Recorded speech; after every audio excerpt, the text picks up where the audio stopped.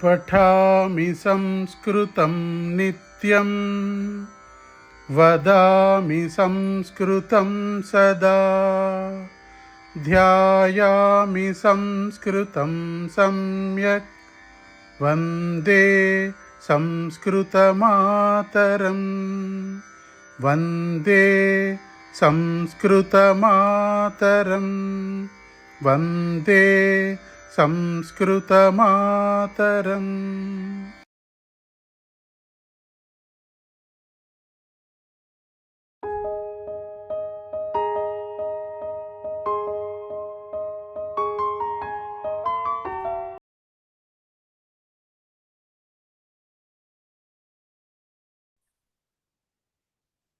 Yes.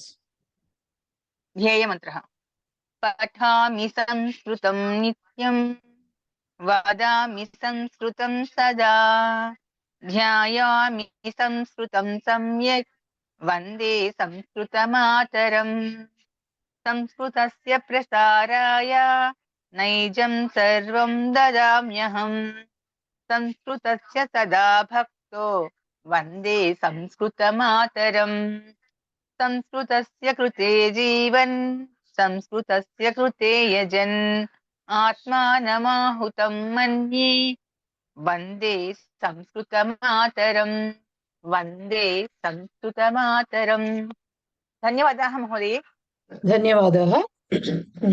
So కర్మణి లోట్ అష్టమః పాఠः కర్మణి లోట్ చెప్పుకుంటున్నాము. వందతే లాగానే వందతాం వందేతాం వందంతాం లాగా వంద్యతాం వంద్యేతాం వంద్యంతాం పఠ్యతాం పఠ్యేతాం పఠ్యంతాం ఇలాగ రూపాలు వస్తాయని కేవలం ప్రథమ పురుష వస్తే చాలు దీనికి ఇక్కడ మాత్రము అని మనం తెలుసుకున్నాము. సో దానికి సంబంధించిన ఎక్సర్సైజ్ నా బుక్ లో 147 మీ పుస్తకాల్లో ఉన్న ఎక్సర్సైజ్ పార్ట్ తీస్తే చేసేసుకుందాం. రైట్,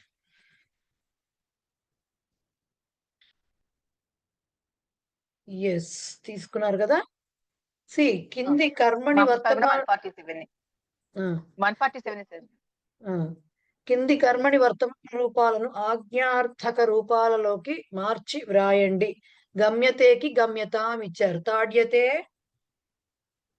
తాడ్యతాం తాడ్యతాం వంద్యతే వంద్యతాం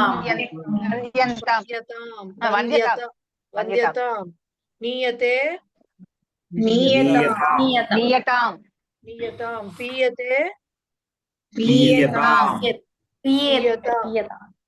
శ్రూయతే త్యజ్యతే త్యజ్యతాం గమ్యతే గమ్యతాం వాళ్ళే ఇచ్చేసారు పైన. దృశ్యతే దృశ్యతాం జ్ఞాయతే జ్ఞాయతాం దీయతే దీయతాం. సో నేను నెక్స్ట్ ఎక్సర్సైజ్ వర్తమాన కర్తలి రూపాలు ఇచ్చారంటే పఠతి లిఖతి ఇలాంటి రూపాలు ఇచ్చారు. కర్మణి లోట్లు రాయాలి అంటే పఠతి ఇస్తే పఠ్యతే పఠ్యతాం ఈ రెండు రూపాలు అంటే కర్మణి రూపము లట్ రూపము లోట్ రూపము రెండు రాయాలి. సో నేను 1 by 1 అడుగుతాను. సో అందరినీ మ్యూట్ చేస్తున్నాను. ఎస్ మల్లీశ్వరి చెప్పండి. పఠతి పఠ్యతే పఠ్యతాం కి లిఖతి లిఖ్యతే లిఖ్యతాం. Murthy garu next one. ఖాదతి ఖాద్యతే ఖాద్యతాం. ఖాద్యతే ఖాద్యతాం కరెక్ట్. శిరీష నెక్స్ట్. పిబతి పీయతే పీయతే పీయతాం. పీయతే పీయతాం. Rao garu next one. నింద్యతే నింద్యతాం. నిందతికి నింద్యతే నింద్యతాం right. Vani Sriram garu next one. క్షాళయతి క్షాళ్యతే క్షాళ్యతాం. క్షాళ్యతే క్షాళ్యతాం correct. Next Umadev garu next one. Madam unmute చేసుకుని మాట్లాడాలండి. స్మరతి స్మర్యతే స్మర్యతాం. స్మర్యతే స్మర్యతాం రైట్. విజయ గారు. పశ్యతి దృశ్యతే దృశ్యతాం. దృశ్యతే పశ్యతి కరెక్ట్. దృశ్యతి దృశ్యతే దృశ్యతాం. రైట్. శ్రీనివాస్ సార్ గారు, శ్రీనివాస్ గారు, శ్రీనివాస్ మంగిపూడి గచ్చతి శ్రీనివాస్. అదండి గచ్చతి గమ్యతే గమ్యతాం. గమ్యతే గమ్యతాం. Lakshmi Suresh, next one. నమతి నమ్యతే నమ్యతాం. నమ్యతే నమ్యతాం. Right. Purushottam sir, next one. Sir unmute చేసుకుని చెప్పాలి సార్ ఆన్సర్. నయతి నియతే నియతాం. నయతి నియతే నయతి నియతాం. కాదండి, పచతి ఉందే కాదా? నయతి ఉందా మీకు? పచ్చతియా పచ్చతే పచ్చతాం. పచ్చతే పచ్చతి ఉంది మా. పచ్చతే పచ్చతాం. రైట్. Right sir. తర్వాత ఏమిచ్చారు? ఇప్పటి వరకు ఏమిచ్చారు? కర్తరి లట్ ఇచ్చి కర్మణి లట్ కర్మణి లోట్ రాయమన్నారు. ఇప్పుడు కర్తరి లోట్ ఇచ్చి డైరెక్ట్ గా కర్మణి లోట్ రాయమంటున్నారు. అంటే కథయతు కర్తరి లోట్ గుర్తుంటుందిగా, పఠతు పఠతాం పఠంతు. సో ఆ టైప్ లో. సో కథయతు అని ఇస్తే కథ్యతాం అని చెప్పవలసి వస్తుంది. రైట్. నెక్స్ట్ లైన్ లో ఎవరున్నారు? గెలాక్సీ M21 ఎవరో నాకు తెలియదండి, వాళ్ళు చెప్పండి. గృహ్ణాతు.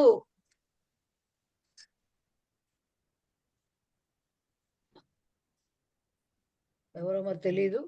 రాధాకృష్ణ సార్ మీరు చెప్పండి సార్. గృహ్ణాతు. గృహ్ణాతు గృహ్యతాం. గృహ్యతాం. కరెక్ట్. అనురాధ గారు త్యజతు.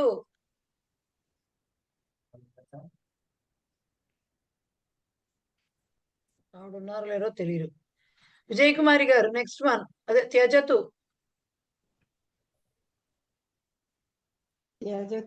త్యజతాం. త్యజ్యతాం. జ్య రావద్దు, కర్మణి కదా. కర్మణికి వచ్చరికి త్యజ్యతే త్యజ్యతాం వస్తుంది. రైట్. ఓకే. రైట్. శాంతి వారణాసి గారు శృణోతు. ఒక క్లారిఫికేషన్ అండి. ఎస్. గృహ్ణాత్ అది ప్రొనౌన్సియేషన్ ఎలా అండి? గృహ్ణాతువా గృహ్ణాతు? అది కాన్ఫ్లిక్ట్ ఇంకా నడుస్తూనే ఉందండి ఆ చర్చ. కొంతమంది ఏమో హా తర్వాత అనునాసికలు వస్తే, అంటే పంచమాక్షరాలు వస్తే ఫస్ట్ అవి పలికి హకారం పలకాలి అంటారు. కొంతమంది ఏమో కాదు, మనం మామూలుగా మనం ఎలా అయితే మాట్లాడతాం గృహ్ అని ఎలా అయితే చదువుతామో అలాగే చదవాలి అంటారు. సో ఇది ఇంకా తేలలేదు ఆ విషయం నాకు సంబంధించి. నేనైతే అవి చూసా వీడియోస్, ఇవి చూసా, వాళ్ళని అడిగా వీళ్ళని అడిగా. నేను సేమ్ సందిగ్ధంలో ఉన్నా. అందుకే నా చిన్నప్పటి నుంచి ఎలా అలవాటైందో అలా ప్రొనౌన్స్ చేస్తున్నాను నేను. ఇంకా అంటే చెప్పిన వాళ్ళు ఎవరు కూడా తక్కువ వాళ్ళు కాదు, మరి ఎవరిని కాదంటాము. సో ఇది ఉంది. ఒక్కటైతే చెప్పగలుగుతాను, అంటే మనము ఎలా చెప్పాలి, ఎంఎస్ సుబ్బలక్ష్మి గారిది గనక మన ఇవి విన్నాం అనుకోండి, విష్ణు సహస్రనామం అవన్నీ చాలా పాతవి, ఇప్పుడు కాదు. అండ్ ఆవిడ చదివిన పద్ధతికి కానీ, అంటే ఆవిడ చదివిన పద్ధతి అంటే మనం ఇప్పటి వరకు మామూలుగా ఏదో దేవుడు భక్తి అన్నట్టుగా చూడకుండా గ్రామటికల్ గా కనుక వినగలిగితే దాంట్లో మాత్రం వహ్ని అని ఉంటే వహ్ని కాదు, వహ్ని అనే పలికారు. వహ్ని. అలాగే అలా చూస్తే గృహ్ణాతు అనే వస్తుంది. హా అనే తర్వాత వస్తుంది, ముందు నా వస్తుంది. లేదంటే ఇప్పట్లో లాగా ఏది పడితే నాకు వచ్చంటే రికార్డ్ చేయడం కాదు కదా, దానికి ఒక ఆథెంటికేషన్ ఉండాలి కంపల్సరీ అప్పట్లో. సో ఇది ఎందుకు నేను చెప్పాల్సి వచ్చిందంటే, మొన్న మధ్య ఏదో డౌట్ విసర్గ ప్రొనౌన్సియేషన్ లో కూడా డిఫరెన్సెస్ ఉన్నాయి. సో ఆ డౌట్ క్లారిఫికేషన్ కోసం నేనేవో చాలా వింటూ చాలా చూస్తూ ఉంటే ఇది వచ్చిందనమాట. So she was very clear. ఆవిడ అంటే వాళ్ళందరూ దైవతుల్యులు ఒక రకంగా చెప్పాలంటే కదా, వాళ్ళు సామాన్యులు కాదు. అలాగే అది విన్న తర్వాత నేను ఇంకా పాతవి ఏమన్నా అలాంటివి దొరికితే విందామని చాలా చోట్ల అలా పలికారు. కొన్ని చోట్ల ఇలా కూడా ఉంది. మరి అందుకని మనం ఏది తీసుకోవాలి అంటే ఇక ఎవరి గురువులు చెప్పింది దండం పెట్టి ఊరుకున్నాం ఇలాంటివి ఏమన్నా చదువుకునేటప్పుడు. సో వన్నినాయోజితం అనేదే చెప్పారు. వన్నీ అన్నట్టుగానే వచ్చింది. సో అలా చూసుకుంటే, బట్ ఒక వీడియో నేను చూసిన దాంట్లో అయితే కరెక్ట్ గా అక్షర స్థానాలు ఎక్కడి నుంచి అయితే ఉచ్చారణ స్థానాలు వస్తాయో అలా వచ్చినప్పుడు హకారం పలకాలి, ఫస్టే హకారమే పలకాలి అని వాళ్ళు చాలా క్లియర్ గా బొమ్మలతో చెప్పారు. వాళ్ళు ఎవరిని కాదంటాము. సో మనకి తెలియదు కాబట్టి ఏదో మీకు ఎలాగ వీలుగా ఉంటే అలా చూసుకోండి. అయితే ఇంకెవరన్నా మనకు పెద్దవాళ్ళ ఫ్యూచర్ లో 1 year 2 years గా నడుస్తోంది ఇదే గోల్. నాకు ఇంతవరకు క్లారిఫికేషన్ రాలేదు నాకు. ఏం చెప్పాలి? అందుకని తెలియదు, నాకు కూడా తెలియదు. ఇంకెవరైనా అడుగుదామంటే మరీ సిల్లీ క్వశ్చన్ వేసాను అనుకుంటారేమో, ఇంకా పెద్దవాళ్ళు ఎవరన్నా అని నోరు మూసుకు కూర్చున్నాను నేను కూడా. సో అది చూడాలండి, ఇంకెవరన్నా మనకు క్లారిటీ ఇచ్చేవాళ్ళు దొరుకుతారేమో చూడాలి. అంటే ఇవి మెసేజ్లు పెట్టకుండా పర్సనల్ గా కలిసినప్పుడు ఎప్పుడైనా కుదురుతుందేమో అడగడానికి ట్రై చేస్తున్నా, దొరకట్లేదు నాకు ఆ అవకాశం. అది ఓకే. అయితే వేద పండితులు చదివేటప్పుడు మాత్రం వన్ హీ అనే ఎంఎస్ సుబ్బలక్ష్మి గారు చెప్పినట్టు అట్లానే చదువుతారమ్మా. అన్ని సూక్తాల్లో కానీ మంత్రాల్లో కానీ యాగాలు చేసేటప్పుడు అప్పుడు కూడా ఆ హాని మీదకి తీసుకొచ్చి నానే కింద అదే మా నాని మీదకి తీసుకొచ్చి హాని కిందకి చెప్తారు అలా. అవును మరి ఎస్ ఎవరు నేను నమస్కారः. కానీ పెద్ద పెద్ద పండితులందరూ నాని ముందు పలకాలని చెప్పారండి ఈ మధ్యలో కూడా. సో నాకంటే ఇక్కడ అదే చెప్తున్నాగా, నాకంటే బాగా తెలిసిన వాళ్ళు అంటే సంస్కృతం భాషగా వేరండి, ఈ చదువుతున్నప్పుడు ఈ వల్ల వేయటాలు నేర్చుకోవటాలు వేరు. వేద పండితులు లేకపోతే పౌరోహిత్యం చేసే వాళ్ళందరికీ వాటి మీనింగ్ తెలుస్తుందా అంటే ఐ డౌట్. ఇది అంటే విత్ డ్యూ రెస్పెక్ట్ నేను చెప్తున్నమాట. అందరికీ కూడా ఇప్పుడు మనమే ఇన్ని సంవత్సరాలు బట్టి అందరం పూజలు చేస్తున్నాం, మనకు అన్ని పదాలు దీనికి అర్థాలు తెలుసా? మనకు శ్లోకాలకు తెలియదు కదా. ఇవి చదువుకోమని చెప్పారు, పూజా పుస్తకంలో వరలక్ష్మి పుస్తకమో గణేశుడి పూజ పుస్తకమో అది ఉంది, చదివేసుకుని వెళ్ళిపోతున్నాం మనము. బట్ ఈ స్తోత్రాలు ఈ మధ్య కాలంలో బాగా నేర్పించటం అనేది ఆన్లైన్ లో కూడా బాగా ఎక్కువైంది కాబట్టి తెలుస్తున్నాయి. ఇప్పుడు జనాలకి చాలా మంది నేర్చుకుంటున్నారు, అర్థం తెలుసుకోవడానికి ప్రయత్నం చేస్తున్నారు, విచ్ ఇస్ గుడ్. సో అలాగా నాకు ఇలా చాలా మంది అంటే లైక్ రుద్రము ఇలాంటివన్నీ చదువుకున్న వాళ్ళు ఉంటారు కదా, నమ్మకం చమకం చదువుకున్న వాళ్ళు, లేకపోతే ఇంకా మంచి మంచిగా వేరే ఏవో చదువుకున్న వాళ్ళు ఉంటారు కదా పెద్దవాళ్ళు, వాళ్ళు కూడా ఇదే పాయింట్ చెప్పారు. నానే ముందు పలకాలి అంటే, నా అంటే ఇట్స్ నాట్ నా డైరెక్ట్ గా, ఏదైనా అనునాసిక.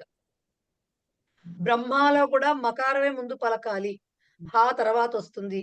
అండ్ ఇప్పుడు మా వచ్చిందంటే అన్ని అవే కదా, నా అనేవి మనకు తక్కువ వస్తాయి, నా మా అణ ఈ మూడు హాతో ఎక్కువగా వస్తాయి మనకి, అంటే మనకు కనిపించే వాటిల్లో. సో వాటిల్లో మరి మనకి ఇలాగే చెప్పారు కాబట్టి ఇంతమంది చెప్తున్నారు కాబట్టి నకారమే ముందు పలికితే అయిపోతుంది. గృహ్ణాతు అంటే అయిపోతుంది కదా.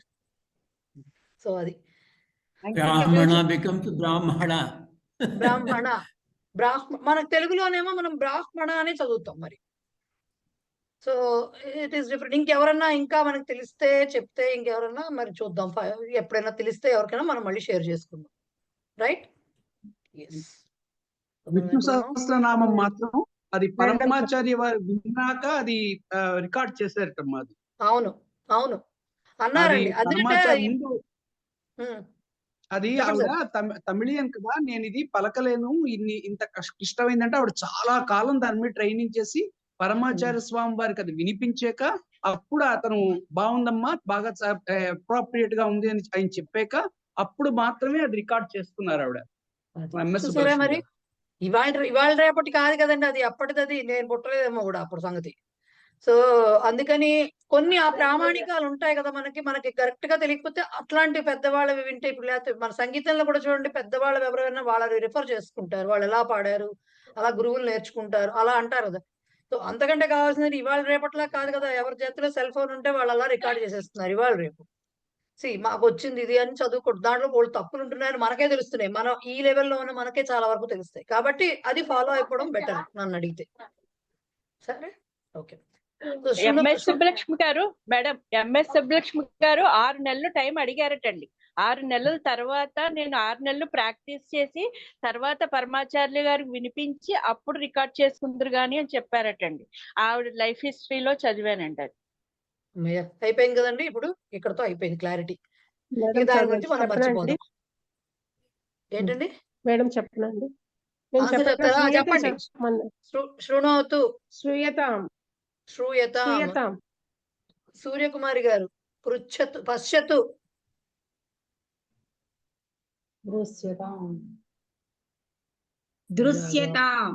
దృశ్యతాం. ప్రభా గారు వాక్యాలు వచ్చినప్పుడు అడుగుతా కానీ స్థాపయతుకి ఏమొస్తుంది? అందరు ఎవరైనా చెప్పచ్చు. స్థాప్యతాం. స్థాప్యతాం. పృచ్ఛతు.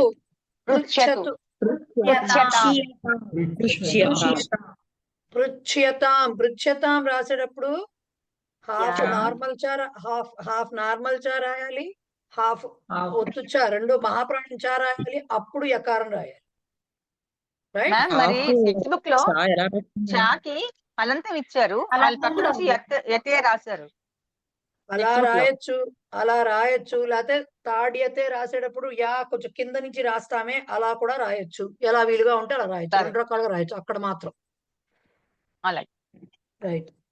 రక్షతు, రక్షతు, రక్ష్యతాం రక్ష్యతాం, నయతు, నీయతాం నీయతాం, నీయతాం, గచ్చతు, గమ్యతాం నీయతాం, గమ్యతాం, గమ్యతాం, మార్జయతు, మార్జయతాం. మార్జయతాం, మార్జయతాం, మార్జయ అనకూడదు, మార్జ్యతాం, జయ కలుస్తాయి. మార్జ్యతాం. రేఫ మార్జ్యత. రైట్.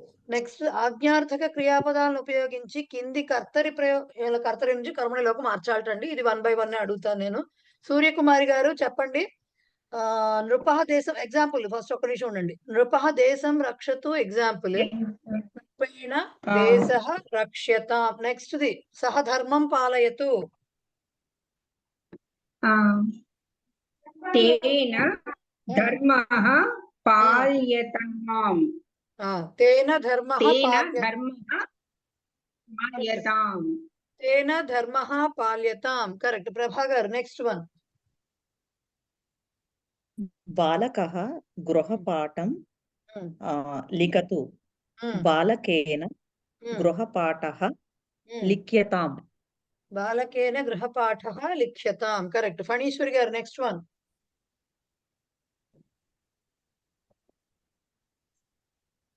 ఫణీశ్వరి గారు అన్మ్యూట్ చేసుకుని మాట్లాడాలండి.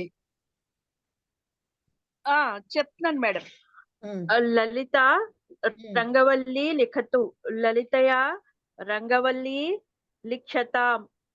మీరు చెప్పిన ఆన్సర్ కరెక్టే గానీ ఫస్ట్ చదివిన సెంటెన్సే తప్పు. రంగవల్లి లిఖతు కాదు, రంగవల్లి లిఖతు. కర్తరిలో కర్మ పదము ద్వితీయ ఉంటుంది. లలిత రంగవల్లీం లిఖతు, లలితయా రంగవల్లి లిఖ్యతాం. Correct. Ravali next one. Ravali next one. Geeta ప్రార్థనాం గాయతు. గీతయా ప్రార్థనా గీయతాం. గీతయా ప్రార్థనా గీయతాం. రైట్. నెక్స్ట్ ఇందిర గారు, ఇందిరా పోతరాజు గారు అన్మ్యూట్ చేసుకుని చెప్పండి మేడం. నెక్స్ట్ వాక్యం.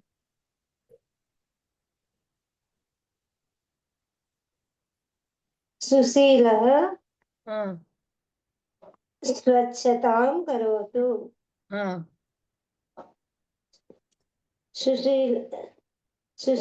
సుశీలేన స్వచ్ఛత క్రియతాం. సుశీలేన స్వచ్ఛత క్రియతాం. Correct. Next one. Shyamala Kumari garu next one అండి. Shyamala Kumari garu next. Shyamala Kumari garu next one. Unmute చేసుకుని చెప్పాలి. ఓకే, లేరు అనుకుంటా. ఆదిలక్ష్మి గారు చెప్తారా? సందేశేన అమృత వచనః పఠ్యతాం. వచనః కాదండి, వచనం నపుంసకలింగమే. సందేశేన అమృత వచనం పఠ్యతాం. కరెక్ట్. ఓకే. ఇంకెవరు మిగిలిపోయారు ఇక్కడ మనకి? కవిత మెరుగు నెక్స్ట్ వన్. గిరిజ దేవం పూజ్యతు. పూజయతు. ఉండండి. పూజయతు, పూజ్యతు అనకూడదు. పూజయతు. పూజయతు. గిరిజాయ దేవః పూజ్యతాం. గిరిజాయా కాదు, గిరిజయా. గిరిజయా దీర్ఘం ఉండదు, జాకి దీర్ఘం ఉండదు. తృతీయ గిరిజయా దేవః పూజ్యతాం. రైట్. ఓకే. నెక్స్ట్ మూర్తి గారు మళ్ళీ స్టార్ట్. Next one. మేడం నేను ఉన్నానండి. అడుగుతాను మేడం. భవతి పాత్రాన్ని క్షాళయతు. భవత్యా పాత్రాన్ని క్షాళయంతాం. క్షాళ్యంతాం. లా పలకకూడదు మొత్తం. క్షాళయంతాం. క్షాళ్యంతాం. భవత్యా పాత్రాణి క్షాల్యంతాం. రైట్, శ్యామల గారు చెప్పండి మేడం.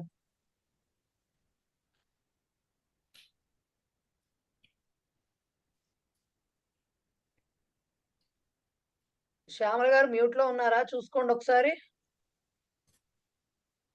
అవును మేడం. చెప్పండి. భవాన్ దేవాన్ నమతు. భవతా దేవాః నమ్యంతాం. కరెక్ట్. భవతా దేవాః నమ్యంతాం. కరెక్ట్. మ్యామ్ భవాన్ అంటే అది ప్లూరల్ కదా, భవాన్ అంటే ప్లూరల్ కదా, భవద్భిః రాదా? ఏమిటండి మీరు భవాన్ ప్లూరల్ ఎలా అయిందండి? భవాన్ ప్లూరల్ ఏమిటండి? భవంతః. భవాన్ సారీ మేడం, భవంతః ప్లూరల్. నేను వచ్చేది మర్చిపోతాను. వచ్చింది చివరికి నేను వచ్చేది మర్చిపోతాను. భవాన్ స్త్రీ ఏకవచనం అండి. భవాన్ ఏకవచనం madam. Okay, so next one ఎవరు చెప్తారు? ఎవరిని అడగను? చెప్పండి మేడం. చెప్పండి పురుషోత్తం సార్ చెప్పండి. దేవః భక్తం రక్షతు. దేవేన భక్తః రక్షతాం. అంతే, దేవేన భక్తః రక్ష్యతాం. కరెక్ట్. ఓకే, సో అది అక్కడికి అయింది. నెక్స్ట్ చూడండి, క్రింది వాక్యాలలో వచనానికి సంబంధించిన తప్పులు ఉన్నాయట. రేఖతో గుర్తించిన పదాలకు వచనాన్ని సరిచేయండి. కర్మ లేదా క్రియాపదాన్ని గమనించి మార్చాలి. ఇదిగో ఒకటండి, ఇంత డీటెయిల్డ్ గా మీకు ఇన్స్ట్రక్షన్స్ ఇస్తారు అనుకోకండి. పేపర్లో పరిష్కృత అని మాత్రమే ఇస్తారు. పరిష్కృత అని ఇస్తే ఏం చేయాలి అంటే, ఇలా సెంటెన్స్ ఇచ్చి దేనికైతే అండర్లైన్ చేశారో దాన్ని మిగతా వాక్యానికి తగ్గట్టుగా మార్చాలి. ఎగ్జాంపుల్ చూడండి, ఇప్పుడు మీకు ఆ పైనది ఏమి ఇవ్వలేదు. రక్షకేణ గృహం రక్ష్యంతాం అని ఇచ్చారు. అండర్లైన్ దేనికి చెప్పారు? గృహంకి అండర్లైన్ చేశారు. అంటే అక్కడ ఆ వాక్యంలో మిగతా రెండు కరెక్ట్. రక్షకేణ కరెక్ట్ గానే ఉంది, రక్ష్యంతాము మార్చకూడదు. మార్చాల్సింది మధ్యలో ఏం తప్పు ఉంది? వెర్బ్ రక్ష్యంతాం అని బహువచనంలో ఇచ్చారు, కానీ అండర్లైన్డ్ వర్డ్ ఏకవచనంలో ఉంది. కాబట్టి దాన్ని మాత్రమే మార్చాలి, అంతేగాని మన ఇష్టం వచ్చినట్టు ప్రతిదాన్ని మార్చేయకూడదు. కేవలం అండర్లైన్డ్ వర్డ్ ని మాత్రమే, అక్కడే తప్పు ఉంటుంది, దాన్ని సరిచేసి మిగతా వాక్యానికి తగ్గట్టుగా దాన్ని సరిచేసి రాయాలి. ఎస్పెషల్లీ వెర్బ్ బట్టియో ఏదో ఉంటుంది, దాన్ని చూసుకుని రాయాలి. సో పరిష్కృత అని మాత్రమే ఇస్తారు, ఇంత డీటెయిల్డ్ గా ఇన్స్ట్రక్షన్ ఇవ్వరు. ఎందుకంటే ఇది మిక్స్ అండ్ మ్యాచ్ లా ఉండొచ్చు. ఇక్కడ అన్ని ఇదే రకంగా ఉండొచ్చు, ఇంకో చోట ఇంకోటి ఉండొచ్చు, లకారం మార్చి ఇవ్వచ్చు. సో సాల్వ్ అని మాత్రమే ఇస్తారు. రైట్. సో పుత్రేణ గృహపాఠాః క్రియతాం అనుంది. ఇప్పుడు క్రియతాం కి అండర్లైన్ చేశారు, ఏముండాలి అక్కడ? క్రియంతాం. ఎందుకంటే గృహపాఠాః బహువచనం కాబట్టి వెర్బ్ బహువచనంలో ఉండాలి. రైట్. భవత్యా పాయసం ఖాద్యంతాం. ఎందుకు పాయసం ఏకవచనంలో ఉంది, వెర్బ్ బహువచనంలో ఉండకూడదు. మరి ఛాత్రైః ప్రశ్నాః పృచ్ఛతాం అని ఇచ్చారు, ప్రశ్నాహకి అండర్లైన్ చేశారు వాడు.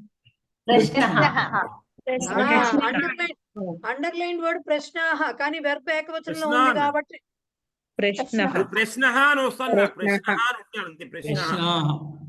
అయిపోయింది కదా. ప్రశ్నః అని మాత్రమే ఉండాలి. అది వాళ్ళు వెర్బ్ కనుక పృచ్ఛతాం అండర్లైన్ చేసి ఉంటే దాన్ని మార్చాలి, కానీ ఇక్కడ వాళ్ళు ప్రశ్నాహ అండర్లైన్ చేశారు కాబట్టి దీన్నే మార్చాలి. భవద్భిః జలం నీయంతాం అని దాన్ని అండర్లైన్ చేశారు, ఏం చేయాలి? జలం ఏకవచనంలో ఉంది కాబట్టి. నెక్స్ట్ రజకైః వస్త్రాణి క్షాల్యతాం అండర్లైన్ చేశారు. క్షాల్యంతాం కి తీసేసి క్షాల్యంతాం పెట్టాలి. ఇక్కడ మీకు కావాలని కన్ఫ్యూజ్ చేయడానికి వాళ్ళు ఏం చేశారు? ఛాత్రైః కూడా బహువచనమే ఇచ్చారు, భవద్భిః అనేది కూడా అంటే కర్తృపదం తృతీయాలో ఉండేది కూడా బహువచనంలో ఇచ్చారు. సో ఇది కర్మని ప్రయోగం అని గుర్తు పెట్టుకుని అది కర్మను అనుసరిస్తూ ఉండాలి కాబట్టి అలా మ్యాచ్ చేసుకోవాలి. ఇక్కడ అరే ఇది భవద్భిః అనేది బాగా బహువచనంలో ఉంది కదా అని నియంతాం కరెక్టే ఉంటుంది, వీళ్ళే తప్పిచ్చారని మనం అనుకోకూడదు. రైట్. నెక్స్ట్ ఆల్రెడీ అనేసుకున్నాం ఇంత ముందు, అప్పుడు 2 పాఠాల క్రితం. అయిందే శుభం. అందుకనే 2 పాఠాల ముందు చేయకూడదు ఇలాంటి ఎక్సర్సైజ్. అదే పాత పాటలన్నీ ఈజీగా ఉన్నాయి ఇప్పుడు మాకు. అస్మాభిః కార్యం క్రియేతాం ఏముండాలి? క్రియతాం. క్రియేతాం ఏంటి మరి? క్రియేతాం ఏంటి? అది ద్వివచనం. అమ్మయ్య, అది తెలిస్తే నా నెత్తిన పాలు పోసినట్టే. Right, okay. అయిపోయినట్టే మేము.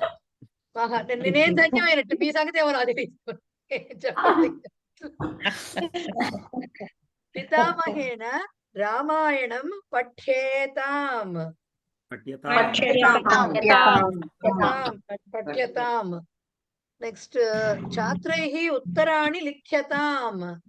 ఉత్తరాణి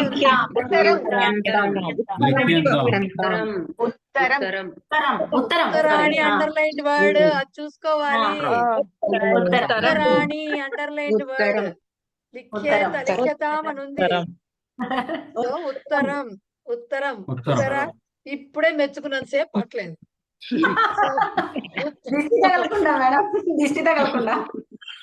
దిష్ట ఆగండి, రేపు మార్కులు వస్తే అప్పుడు తెలుస్తుంది. ఛాత్రైః దుర్గుణాః త్యజ్యతాం.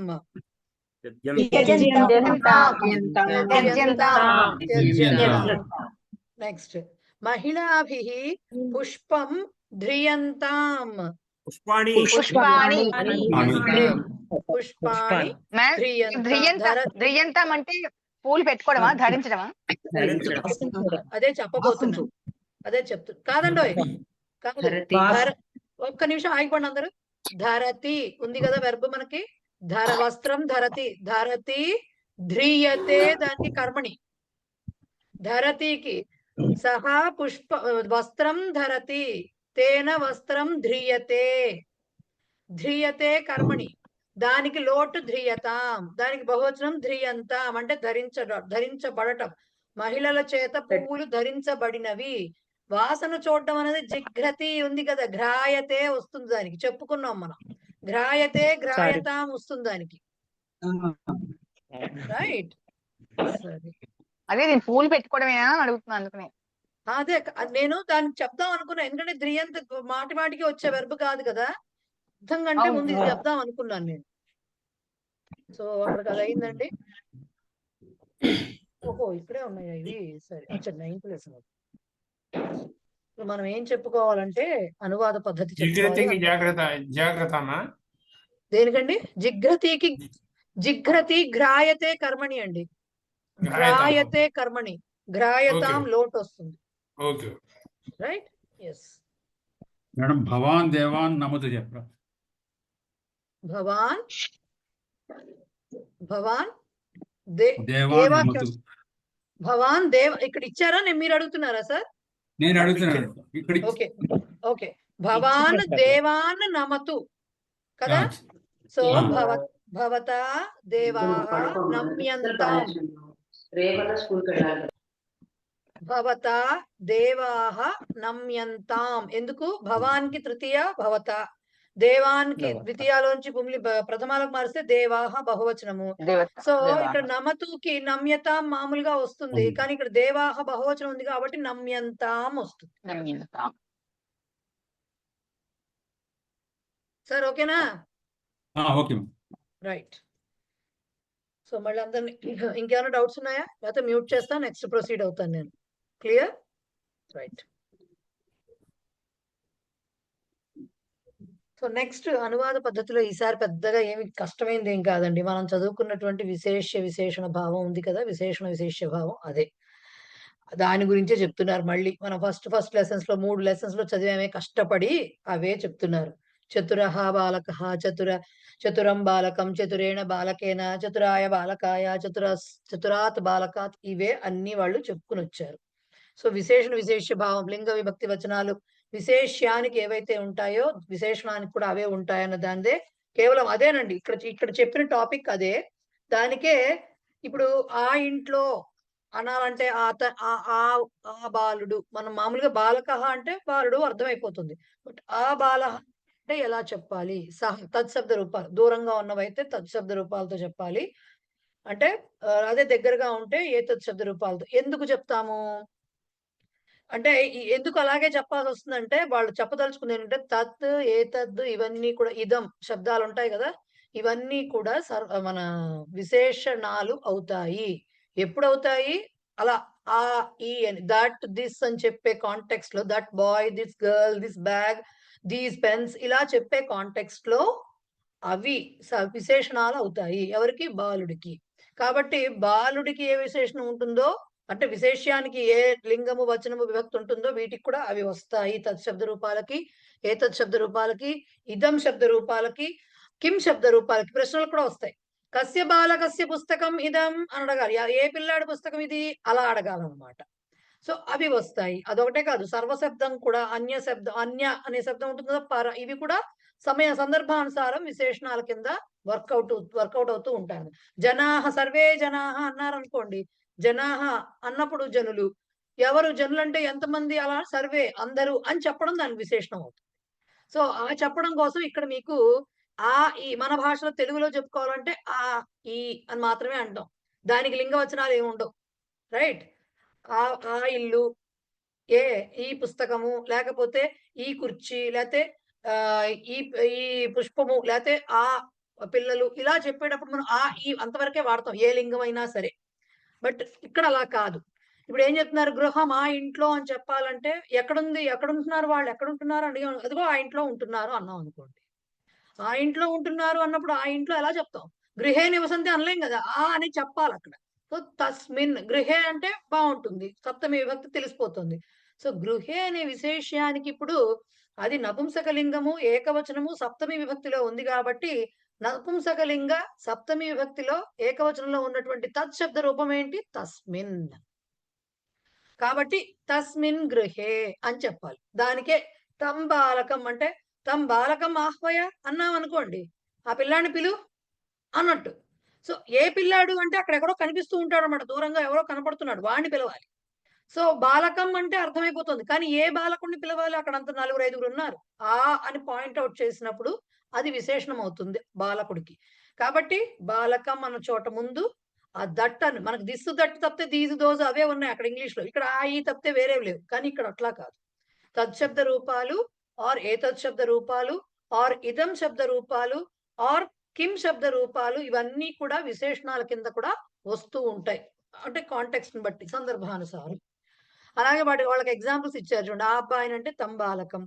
ఆ స్కూలుకు, ఏ స్కూల్కి వెళ్తున్నారు మీ పిల్లలు? అదిగో అక్కడ ఉందే, దాని పక్కన ఉందే ఒక స్కూలు, దానికి వెళ్తున్నారు. ఆ స్కూల్కి వెళ్తున్నారు అన్నప్పుడు తస్మై విద్యాలయాయ, ఆ విద్యాలయాయ అన్నట్టుగా చెప్పడం అన్నమాట. తస్మై విద్యాలయాయ ధనం దత్తవాన్ సహా అని చెప్పారు అనుకోండి. అంటే ఆ స్కూల్ కోసం డబ్బులు ఇచ్చాడు ఎవరో, అంటే విరాళం ఇచ్చినట్టు అనమాట. అప్పుడు దాన్ని ఏమంటారు?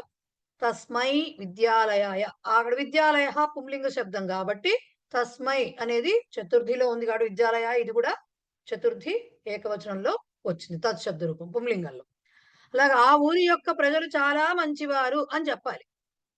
ఏ ఊరు గురించో ముందర చెప్తున్నాం, సర్వనామాలు ఉపయోగించామంటే అర్థం ఏంటి? దాని గురించి ముందర ఎక్కడో వచ్చేసిందని కదా అర్థం. అనగనగా ఒక ఊళ్ళో రామాపురం అనే ఊరుంది, ఆ ఊరి ప్రజలు అని చెప్పాలంటే అంటే we are referring to that Ramapuram. Right? So అలా చెప్పాల్సి వచ్చినప్పుడు ఆ ఊరి యొక్క అంటే ఆ ఊరికి సంబంధించిన ప్రజలు కాబట్టి గ్రామస్య అంటాం. ఎప్పుడైతే గ్రామస్య అని వచ్చిందో, గ్రామ శబ్దానికి గ్రామ శబ్దం ఏమిటి? పుంలింగ శబ్దం. కాబట్టి ఎప్పుడైతే గ్రామస్య అని వచ్చిందో దానికి పుంలింగంలో ఉన్నటువంటి తత్శబ్ద రూపం ఏమిటి? తస్య, షష్ఠీ విభక్తి. సో తస్య గ్రామస్య జనాః అలా చెప్పుకోవాలి. వాళ్ళు వాక్యాలంతా ఇవ్వలేదు, అది మామూలు. అలా కాకుండా ఈ దీస్ అని చెప్పినప్పుడు చూడండి, ఈ పిల్లవాళ్లకు అంటున్నారు, ఈ పిల్లలకు. బాలకేభ్య, ఈ పిల్లలకు పళ్ళు ఇవ్వండి అన్నాం అనుకోండి. ఓకే, ఈ పిల్లలు పళ్ళు ఇవ్వండి అంటే ఫలాని దదాతు దదతు అని చెప్తాం. చెప్పాము, అంతవరకు బాగానే ఉంది. ఈ పిల్లవాళ్ళకు అన్నప్పుడు బాలకేభ్య అని కూడా అనేస్తాం. మనకి దదాతి వస్తే మనకు రావాలి కాబట్టి చెప్పేస్తాం. మరి ఈ ఎలా చెప్తాము? అప్పుడు ఏతత్ శబ్దంలో బాలక శబ్దం పుంలింగం కాబట్టి ఏతత్ శబ్దంలో పుంలింగ రూపంలో ఉన్నటువంటి చతుర్థి బహువచనం ఏతేభ్య. ఏతస్మై ఏతేభ్య బహువచనం. సో అలా చూసుకోవాలన్నమాట. ఈ వాక్యంలో చాలా తప్పులు ఉన్నాయి అన్నాం అనుకోండి, ఎలా చెప్పాలి? అస్మిన్ వాక్య ఆర్ ఏతస్మిన్, అస్మిన్ వరకు ఎందుకులే మళ్ళీ, ఏతస్మిన్ వాక్యే బహవః దోషాః సంతి. సో ఏతస్మిన్ వాక్యే, ఈ వాక్యం అంటున్నాం కాబట్టి, వాక్యం నపుంసకలింగం కాబట్టి ఏతత్ శబ్దంలో నపుంసకలింగంలో సప్తమి ఏకవచనం ఏతస్మిన్.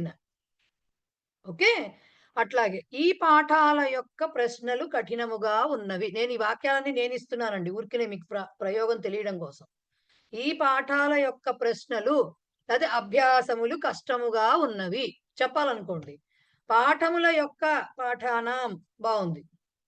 ఓకే, అభ్యాసాహ కఠినాహ సంతి అంతవరకు బాగుంది. ఈ అని చెప్పాలిగా మరి.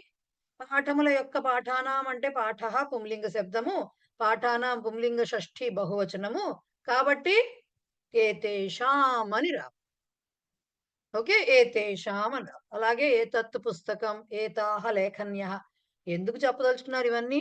తద్, ఏతద్, కిమ్, ఇదం శబ్ద రూపాలన్నీ కూడా విశేషణాలుగా వస్తాయి కాబట్టి సందర్భం బట్టి. ఆ ఈ అని చెప్పాల్సిన అవసరం లేకపోతే చెప్పం. ఒకవేళ చెప్పాల్సి వస్తే ఇలా విశేషణ భావాన్ని అనుసరించి చెప్పాలి అని చెప్తున్నారు. రైట్. సో తెలుగులోకి అనువదించాలట. హ్యాండ్ ఎవరు రైజ్? స్మూర్తి గారు ఏంటండి? మేడం, ఏతేషాం పాఠానాం ఉంది. పాఠ అన్నది పుల్లింగం కదా, పాఠ అన్నది. అయితే ఏతేషాం కాకుండా ఇప్పుడు ఏషః పాఠ అనొచ్చా? ఏషః పాఠ దాంట్లోనే ఏషః పాఠ మామూలు ప్రథమా విభక్తి ఏకవచనం అనొచ్చు కదా. ఏషః అంటే ఏతత్ పాఠ అనక్కర్లేదు. ఏతత్ అనకూడదు, ఏషః పాఠ అని అనాలి. అచ్చా, బట్ ఏతేషాం అని ఉంది కదా ఇక్కడ. పుంలింగంలో కూడా ఏతేషామే కదా. ఓకే, ఏతస్య ఏతయో ఏమండి, తృతీయ విభక్తి నుంచి పుంలింగ నపుంసకలింగ శబ్దాలు ఒకే రకంగా ఉంటాయి ఇది కదా. ఒకటే ఉంటాయి. అంతే అవును, అంతే. అచ్చా. ఏషః అని మాత్రం అనాలి. మామూలుగా అది పుల్లింగంలో ఉంటే ఏషః అనాలి, నపుంసకలింగంలో ఉంటే ఏతత్ అనాలి. అంతే. ఏతత్ పుస్తకం అనాలి, ఏషః పాఠ అనాలి. ఇప్పుడు ఈ విషయం నేను చెప్పాను అనాలనుకోండి. నేను ఏషః విషయః, విషయః పుంలింగం కాబట్టి ఏషః విషయః అనాలి. ఓకే, ఆ చర్చ సఫలీకృతం కాలేదు అనాలనుకోండి. అప్పుడు చర్చ అది ఏష ఆ చర్చ అన్నప్పుడు సా చర్చ. ఓకే, సో సా చర్చ సఫలీకృత నాస్తి అని అట్లా అది తీసుకోవాలి. ఎందుకంటే మనం విషయము చర్చ అనేవి మనం తెలుగులో చెప్పేటప్పుడు వాటికి లింగాలు ఉన్నట్టుగా మనకు అనిపించవు, నపుంసక లింగంగా ట్రీట్ చేస్తాం. బట్ వీటికి లింగాలు ఉన్నాయి సంస్కృతంలో. ఎలా అయితే ఏషః వృక్షః అంటున్నామో, సహ వృక్షః అంటున్నామో, అలా లింగాలు ఉన్నాయి వాటికి. రైట్. సో ఇది ఇప్పుడు అందరినీ నేను మ్యూట్ చేస్తున్నా. ఎవరైతే అనువాదం చేయడానికి అది చెప్తారో వాళ్ళే హ్యాండ్ రైజ్ చేస్తారో వాళ్ళనే అడుగుతాను. చాలా చేతులు లేచి ఉన్నాయి కాబట్టి నేను అడుగుతున్నాను. నాకు కనిపించిన వరుసలో అడుగుతున్నాను. ఫస్ట్ వాక్యం ఆదిలక్ష్మి గారు వాక్యం చదివి తెలుగు అనువాదం చెప్పండి. ఉత్తమాని ఏతాని చిత్రాణి భవాన్ కుత్ర క్రీతవాన్. ఉత్తమమైన ఈ చిత్రాలను మీరు ఎక్కడ కొన్నారు? ఉత్తమమైన ఈ చిత్రాలను మీరు ఎక్కడ కొన్నారు? కరెక్ట్. ఓకే, భవాన్ కుత్ర క్రీతవాన్, ఎక్కడ కొన్నా. నేను మ్యూట్ చేసిన వాళ్ళు ఎవరు అన్మ్యూట్ చేసుకోవద్దు దయ ఉంచి. ఎవరో మ్యూట్ అయిపోతున్నారు, అన్మ్యూట్ అయిపోతున్నారు, అవన్నీ ఆటోమేటిక్ గా నడిచిపోతున్నాయి. ఎట్లాగో ఏమో తెలియట్లేదు నాకు. ఓకే, సో ఏతాని చిత్రాన్ని అన్నారు కదా. మనం జనరల్ గా ఆడవాళ్ళు ఎవరైనా కట్టుకొని ఈ చీర ఎక్కడ కొన్నావు అని అడుగుతామా అడగమా? అప్పుడు ఏమన్నా ఏషా శాటిక కుత్ర క్రీత అని అడిగితే చాలు, మళ్ళీ అంతా మాట్లాడక్కర్లా, దానికి కర్తరియే చెప్పాలని రూల్ లేదు అట్లా. రైట్. సో నెక్స్ట్ వాణి గారు, నెక్స్ట్ వన్. పేజీ నెంబర్ ఒకసారి చెప్పరా? 158. వాణి గారు చెప్పండి మేడం.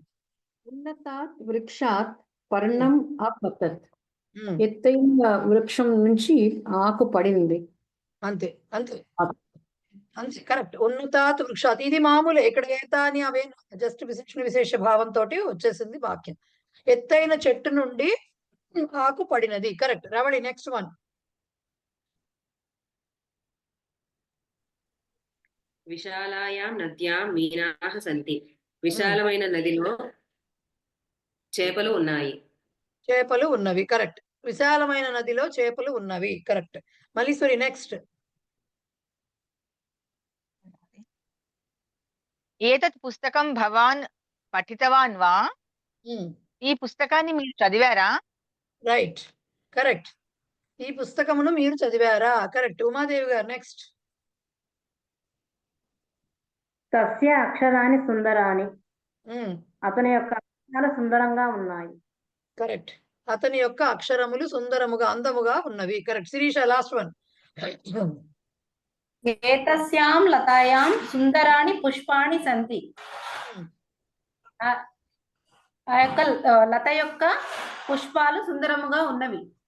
ఏంటి ముందర ఏం చెప్పారు? ఆ యొక్క ఈ ఈ ఈ లత యొక్క పుష్పములు. ఈ యొక్క అంటే చెప్పక్కర్లా. ఈ లత యొక్క పుష్పములు పువ్వులు అందమైన పువ్వులు ఉన్నాయి. ఈ లత యొక్క కాదండోయ్. ఈ లత యందు అందమైన పువ్వులు కలవు. లతాయాం సప్తమి. ఓకే. ఈ తీగ యందు అందమైన పువ్వులు కలవు. రైట్. ఓకే. తెలుగులోంచి సంస్కృతానికి మార్చాలి. ఇప్పుడు హ్యాండ్స్ రైజ్ చేయండి. లేని వాళ్ళు దించేసేయండి చేతులు. నాకు ఇంకా కనపడుతున్న చేతులు వాళ్ళని అడిగేస్తున్నాను. పురుషోత్తం సార్, జనులందరూ పని చేయుదురు గాక. సార్ అన్మ్యూట్ చేసుకుని చెప్పాలి.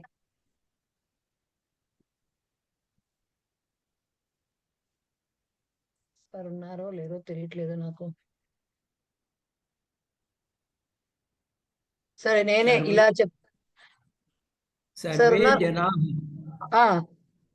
సర్వే జనాః కార్యం కుర్వంతు. కరెక్ట్. సర్వే జనాః కార్యం కుర్వంతు. Correct sir. కర్తరి లోట్, ప్లెయిన్ కర్తరి లోట్ అది. సర్వే జనాః కార్యం కుర్వంతు. కరెక్ట్. ఓకే. నెక్స్ట్ ఎవరు చెప్పని వాళ్ళు ఎవరు కనబడుతున్నారు నాకు? Lakshmi Suresh next one. అతడు అందమైన పెన్నుతో వ్రాస్తున్నాడు. ఇది అంటే కర్మణిలోకి మార్చాలా? ఎందుకు కర్తరిలో డైరెక్ట్ గా ఉంటే కర్మని ఎందుకు మనకి? మన కర్మ కొద్ది ఇది కర్తరి రాసేసేయండి.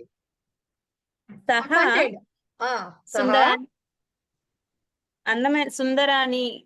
సుందర శబ్దం పక్కన పెట్టండి. ముందు పెన్నుతో గురించి ఆలోచించాలి. విశేష్యం ఆలోచించాలి. ఫస్ట్ విభక్తి. లేఖని కదా మేడం? పెన్ను లేఖ. నాకు లేఖని కదా మేడం కాదు. అక్కడ విభక్తితో నాకు చెప్పాలి.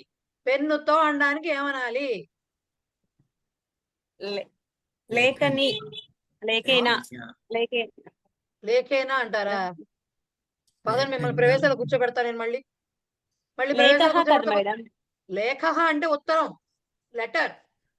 లేఖని పెన్ను గౌరీ శబ్దంలో వస్తుంది. అమ్మయ్యా, ఇలా చెప్పాలంటే ఎగ్జామ్ లో ఎవరు చెప్తారండి వచ్చి? Okay okay fine. సో సహా చెప్పారు, పెన్నుతో అంటే లేఖన్య అన్నారు. ఇప్పుడు సుందర శబ్దానికి పెట్టండి. ఎలా పెడతారు విభక్తి? అమ్మయ్యా అమ్మయ్యా. రాస్తున్నాడు. సుందరియా లిఖిత తల్లి అమ్మా, ప్లెయిన్ ప్రెజెంట్ టెన్స్ ఫామ్ చెప్పండి. లిఖతి రాస్తున్నాడు ప్రెజెంట్. కంగారు పడకండి లక్ష్మి, ఏం పర్వాలేదు, ఏం కాదు. అందరం అలా వచ్చిన వాళ్ళమే. సడన్ గా ఏమీ గుర్తుకురావు. మీరు కంగారు పడకండి. కంగారు పడిపోయి నన్ను చూడంగానే దయ్యాన్ని చూసినట్టు భయపడిపోతే రాదు. రైట్? ఏం కాదు, ఏమవుతుంది, ఏమీ కాదు. సహా ఎప్పుడు ఎలా చూసుకోవాలంటే, మీరు ఎప్పుడు ట్రాన్స్లేట్ చేసినా సరే ఫస్ట్ ది సహా కర్తరి అనుకోండి. కర్తృపదం ఓకే రాసుకున్నారు. ఎప్పుడైతే ఇలా విశేషణాలతో ఇచ్చినప్పుడు ముందు విశేషణాన్ని మార్దామని ట్రై చేయకండి. విశేష్యాన్ని పట్టుకోండి. విశేష్యాన్ని పట్టుకుని దాని లింగం వచనం విభక్తి పెట్టుకున్నాక విశేషణాన్ని మార్చుకోండి. సో లేఖన్య కాబట్టి ఇప్పుడు సుందర్య ఈజీ అయిపోతుంది రాసుకోవడం. రాస్తున్నాడు అంటే ప్లెయిన్ ప్రెజెంట్ టెన్స్ అది. సో లిఖతి. రైట్? సో రావు గారు నెక్స్ట్ వన్.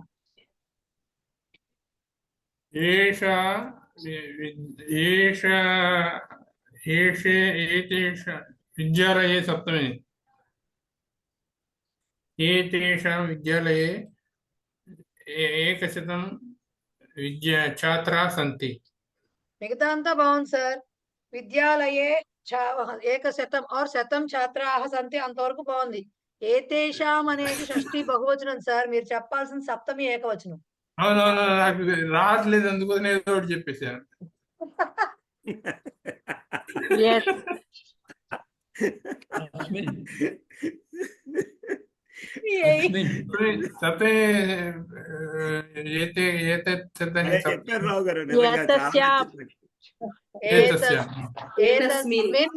ఒక్క నిమిషం. విద్యాలయ శబ్దం పుల్లింగ్.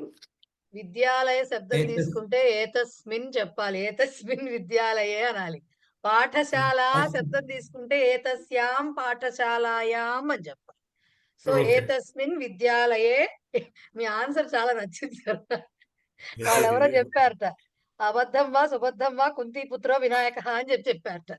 ఇది మా చిన్నప్పుడు మా సంస్కృతం క్లాస్ లో అడిగితే క్వశ్చన్ వెనకాల కూర్చుని ఒక అబ్బాయి అనేవాడు. ఏమనేవాడు, ముందర మాట వినపడేది, తర్వాత విభక్తి వచనాలు ఏమి వినపడి తెచ్చేవి కాదు.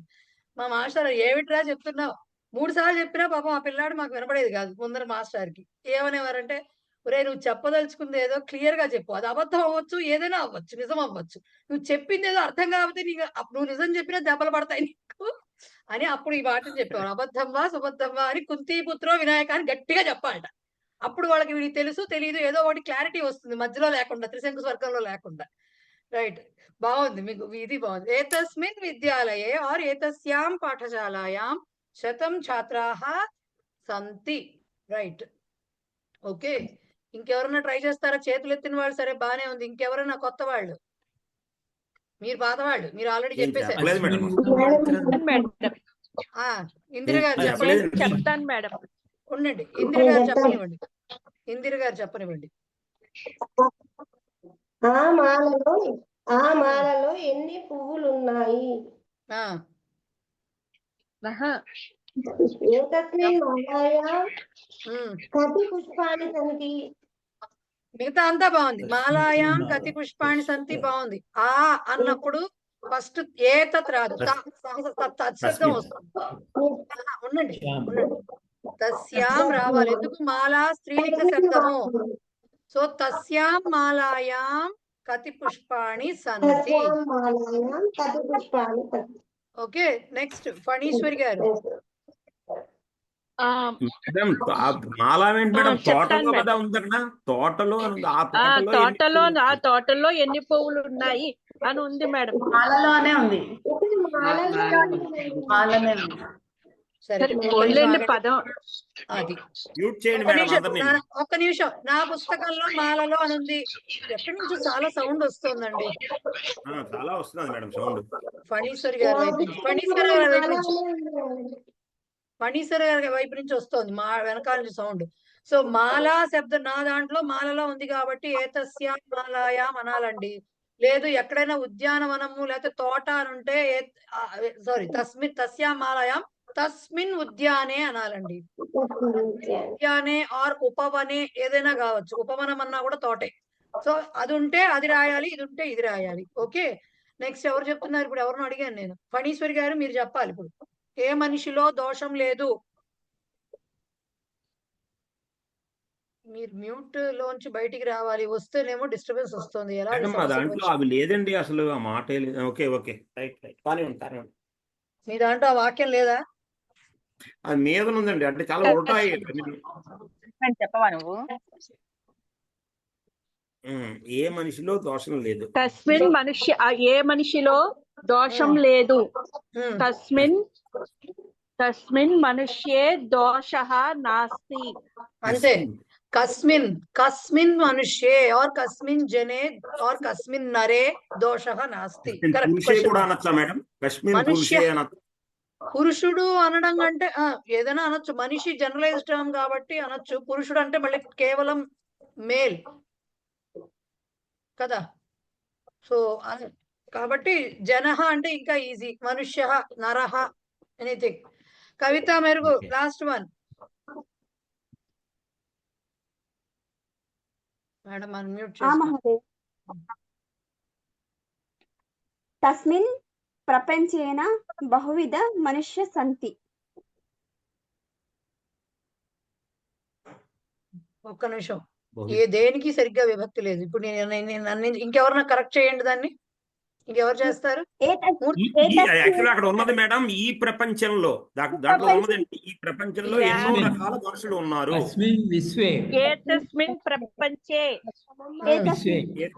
సంసారే ప్రపంచే బహువిధాః జనాః సంతి. అది ఏతస్మిన్ ప్రపంచే విశ్వే సంసారే ఎనీథింగ్ ఇస్ ఫైన్. ఓకే, అన్నిటికీ కూడా పుంలింగం ఆర్ నపుంసకలింగం ఏదొచ్చినా సరే విశ్వ అనే వస్తుంది అనుకుంటా. సో అన్నిటికీ ఏతస్మిన్ వస్తుంది కాబట్టి ఏతస్మిన్ ప్రపంచే బహువిధ జనాః సంతి అంటే మనుష్యాః సంతి, ఎనీథింగ్ ఇస్ ఫైన్. సో అది అక్కడికి అక్కడ బహువిధ కతిపయ అని వాడకూడదు మేడం. కతిపయ విధాని అని కతిపయ అనే దానికి ఇక్కడ వాడరండి. కతిపయ అనేది ఎన్నో అంటున్నాం కదా. కతిపయ అనేది వాడచ్చు. కొన్ని కింద వస్తుంది. కతిపయ అంటే కొన్ని వస్తుంది, ఎన్ని కాదు. కతిపయ అంటే ఎన్నో అని అంటే వస్తుంది.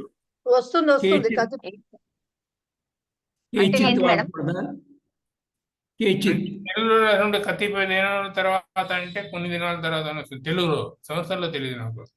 లేదు అంటే సందర్భానుసారం ఒక్కొక్కసారి వాడతారు. ఎందుకంటే కదాచిత్ అనే టర్మ్ కూడా అలా డిఫరెంట్ మీనింగ్స్ ఉన్నాయి. క్వచిత్ అనే దానికి డిఫరెంట్ మీనింగ్స్ ఉన్నాయి. చందమామ కథల్లోనూ అలాగా ఎన్నో అన్న దగ్గర అలా వాడినట్టుగా నేను చూశాను. అది కతిపయ దినాన్ని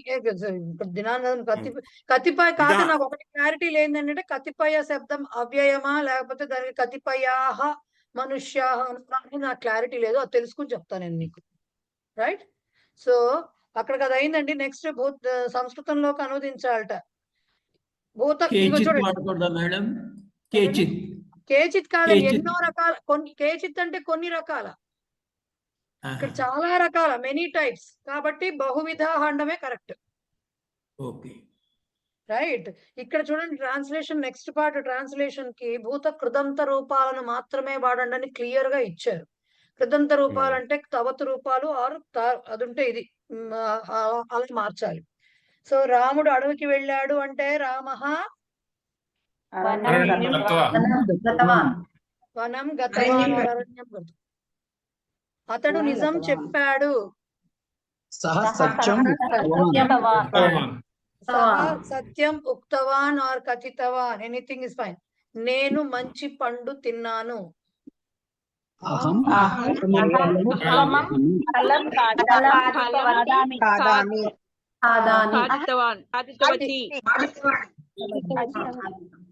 కాదండి, భూత కృదంత రూపాలంటే కాదామి అని అనకూడదు కదా. కాదితవాన్ ఆర్ కాదితవతి రావాలి. ఓకే, సో ఉత్తమం ఫలం కాదితవాన్ ఆర్ కాదితవతి. ఓకే, అహం ఉత్తమం ఫలం కాదితవతి. కరెక్ట్. నీవు సినిమాకు వెళ్ళావా?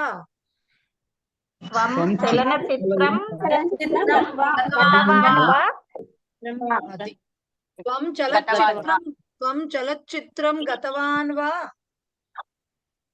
ఓకే, కార్యక్రమానికి చాలా మంది వచ్చారు.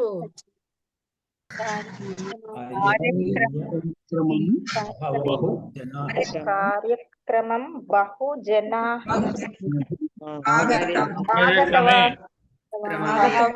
బహవః జనాః ఆగతవంతః. కార్యక్రమార్థం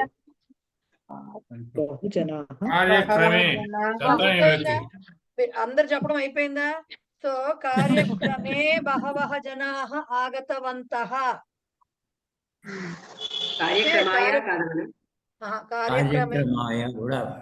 అన్ని ఆప్ట్ గానే అనిపిస్తాయి. అక్కడ గచ్చతి అంటే గంధాతు వచ్చింది కాబట్టి డెస్టినేషన్ ఏమవుతుంది?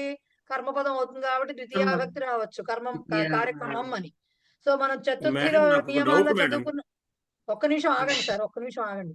సో గమ్యస్థానంకి చతుర్థి, అది గమ్ ధాతు వచ్చినప్పుడు ఏదైతే డెస్టినేషన్ ఉందో అది కర్మపదం కింద లెక్క అవుతుందని ప్రవేశాలు ద్వితీయ భక్తి రూల్స్ లో చదివాం కాబట్టి కార్యక్రమం అనడానికి ఛాన్స్ ఉంది. లేదు మనం చతుర్థి విభక్తి రూల్స్ లో చదివినట్లుగా గమ్యస్థానానికి అన్న చోట్ల ద్వితీయతో పాటు ఆల్టర్నేటివ్ గా చతుర్థి కూడా రాయొచ్చు కాబట్టి కార్యక్రమాయ రాస్తాం. ఓకే, మధ్యలో ఎవరు మాట్లాడకండి ప్లీజ్, ఇది నా లాస్ట్ రిక్వెస్ట్. ఓకే, సో కార్యక్రమాయ అని ఎప్పుడైతే అన్నామో కార్యక్రమార్థం అది అవ్యయం అవుతుంది, కార్యక్రమార్థం అనేది. సో అలా కూడా రాయడానికి అవకాశం ఉంది. లేదు కార్యక్రమం నందు అనే అర్థం కూడా వస్తుంది, కార్యక్రమానికి వచ్చా అంటే ఆ ప్రోగ్రామ్ లో పార్టిసిపేట్ చేశారనే మీనింగ్ వస్తుంది కాబట్టి అప్పుడు కార్యక్రమే అని కూడా రాయడానికి అవకాశం ఉంది. క్లియరా? ఎస్ అమ్మయ్య. సీత కథ ఎలా రాసినా కరెక్టే అవుతుంది కదా మ్యామ్? ఎలా రాసినా కరెక్టే అవుతుంది. మీకు బుక్ లో ఏమిస్తే దాన్ని ఫాలో అవ్వండి. సీత కథ రాసిందండి ఇప్పుడు. సీత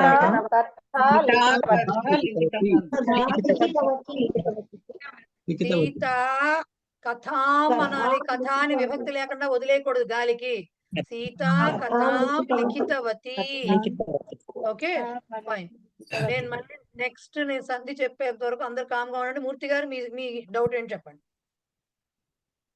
ఇప్పుడు అక్కడ ఉదాహరణ గతవాన్ ఉక్తవాన్ ఇచ్చారు కాబట్టి కర్తరి రూపంలోనే మనం ఆ భూతకృతంత రూపం రాసాము మనం. అలా కాకుండా అక్కడ ఉదాహరణ అలా ఇవ్వకుండా భూతకృతంత రూపాలు రాముడు అడవికి వెళ్ళాడు రామేణ అని మనం కర్మణితో మొదలు పెట్టచ్చా ఆ తాపరిచయం వాడి? మీరు ట్రాన్స్లేషన్ మామూలుగా ఇచ్చినప్పుడు వాళ్ళు అలాగే రాయాలి. మీరు మీకు పేపర్ లో వెళ్ళబడ్డాడు అన్నది లేకపోతే వెళ్ళబడ్డాడు. అదే చెప్తున్నా మీకు క్వశ్చన్ పేపర్ ఇక్కడంటే ఓన్లీ తవతుతో వాడమని భూతకృతంతో ఇచ్చారు. మీకు క్వశ్చన్ పేపర్ లో అలా ఇవ్వరు క్వశ్చన్లు. మీకు ఏం చేస్తారు, ప్రయోగ పరివర్తన చేయటం గురించి మాట్లాడతారు. ప్రయోగ పరివర్తనకి వాక్యాలు ఇచ్చినప్పుడు మీకు వాళ్ళు డైరెక్ట్ గా కర్తరి వాక్యాలు ఇస్తారు, కర్మణి వాక్యాలు డైరెక్ట్ ఇస్తారు, సంస్కృత వాక్యాలు ఇస్తారు. సో దానికి భూతకృతంతాలు వాడమని ఇస్తారు. ఏదైనా ఇప్పుడు రామ వనం గతవాన్ అని ఇచ్చి ప్రయోగ పరివర్తన చేయండి అని ఒక 6 వాక్యాలు ఇచ్చారనుకోండి, దాంట్లో 3 కర్తరి ఇస్తారు, 3 కర్మను ఇచ్చారనుకోండి. ప్రయోగ పరివర్తన అన్నప్పుడు రామ గానం గతవాన్ అని ఉంటే మీరు రామేణ వనం గత వనం గతం అని రాయాలి. ఓకే, అలా కాదు వాళ్ళు సహ పుస్తకం పఠితవాన్ అని ఇచ్చారనుకోండి, కాదు తేన పుస్తకం పఠితం అని ఇచ్చారనుకోండి, అప్పుడు మీరు సహ పుస్తకం పఠితవాన్ అని రాయాలి. సో మీకు ట్రాన్స్లేషన్ లోకి వచ్చేసరికి మీ లెవెల్ కి మాత్రం ఏం చేస్తారంటే వాళ్ళు ఒకవేళ ఇవ్వదలుచుకుంటే రామునిచే అంటే కర్మణిలో మీరు రాయాలి, ట్రాన్స్లేట్ చెయ్యాలి అని వాళ్ళు అనుకుంటే రామునిచే అడవి వెళ్ళబడినది అనే ఇస్తారు. మీరు కర్మణిలో చెయ్యాలని వాళ్ళు పర్టికులర్ గా మీ కర్మణి ప్రయోగాన్ని టెస్ట్ చేద్దామని ట్రాన్స్లేషన్ ఇవ్వదలుచుకుంటే వాళ్ళు అలాగే ఇస్తారు వాక్యం, తెలుగు వాక్యం. రైట్. సో అయిపోయినాయి కదా డౌట్స్? ఇంకెవరికైనా డౌట్స్ ఉన్నాయా? సంధి చెప్పుకోవాలి అందుకు. రైట్, ఏవి కష్టం కాదండి. ఏం కష్టం ఉంటుంది? ఏమీ కష్టం కాదు. పూర్వరూప సంధి తర్వాత ఇప్పుడు వస్తున్న సంధి అన్నిటికంటే ఈజీ సంధి. నిజంగా ఈ సంధి ఏంటంటే ప్రకృతి భావ అంటే ఏది ఎలా ఉందో అది అలా ఉంచడం, ఏ మార్పులు చెందనిది. ప్రకృతి అంటే ఏంటండి? నేచర్ కదా. ప్రకృతి అంటే ఏంటి? నేచర్. సో సహజ సిద్ధంగా వర్డ్ ఎలా ఉందో మనకి సంధి తర్వాత కూడా అలాగే కనపడుతుంది. అదే ప్రకృతి భావం. ఎట్లా మరి దీనికి ఏమి రూల్స్ లేవా, మన ఇష్టమేనంటే అబ్బే కాదు, అలా ఒప్పుకోం. మళ్ళీ మేము ఏం చెప్తున్నాము, దీంట్లో బండ గుర్తు ఏంటి అంటే ఉత్తర పదము రుకారంతోనే స్టార్ట్ అవుతుంది. ఉత్తర పదము ఓన్లీ రుకారంతో స్టార్ట్ అవుతుంది, ఓన్లీ రుకారంతో స్టార్ట్ అవుతుంది. మరి పూర్వ పదంలో ఏముంటాయి అంటే మనం చూద్దాం ఇప్పుడు. ఒక్క నిమిషం అండి.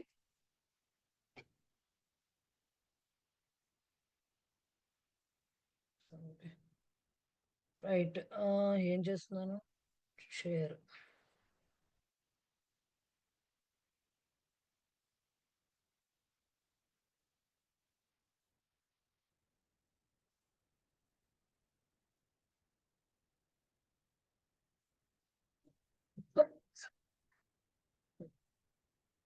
సో పదాంతంలో ఎనీ స్వరం ఉండొచ్చు. ఎనీ స్వరం అంటే ఏ ఆయిల్ ఓవల్ కాదు, ఆ ఈ ఊరులు. ఆ ఈ ఊరు అంటే ఊరు ఏదైనా ఉండొచ్చు పదాంతంలో, అంటే పూర్వ పదం ఎండింగ్ లో ఏదైనా ఉండొచ్చు.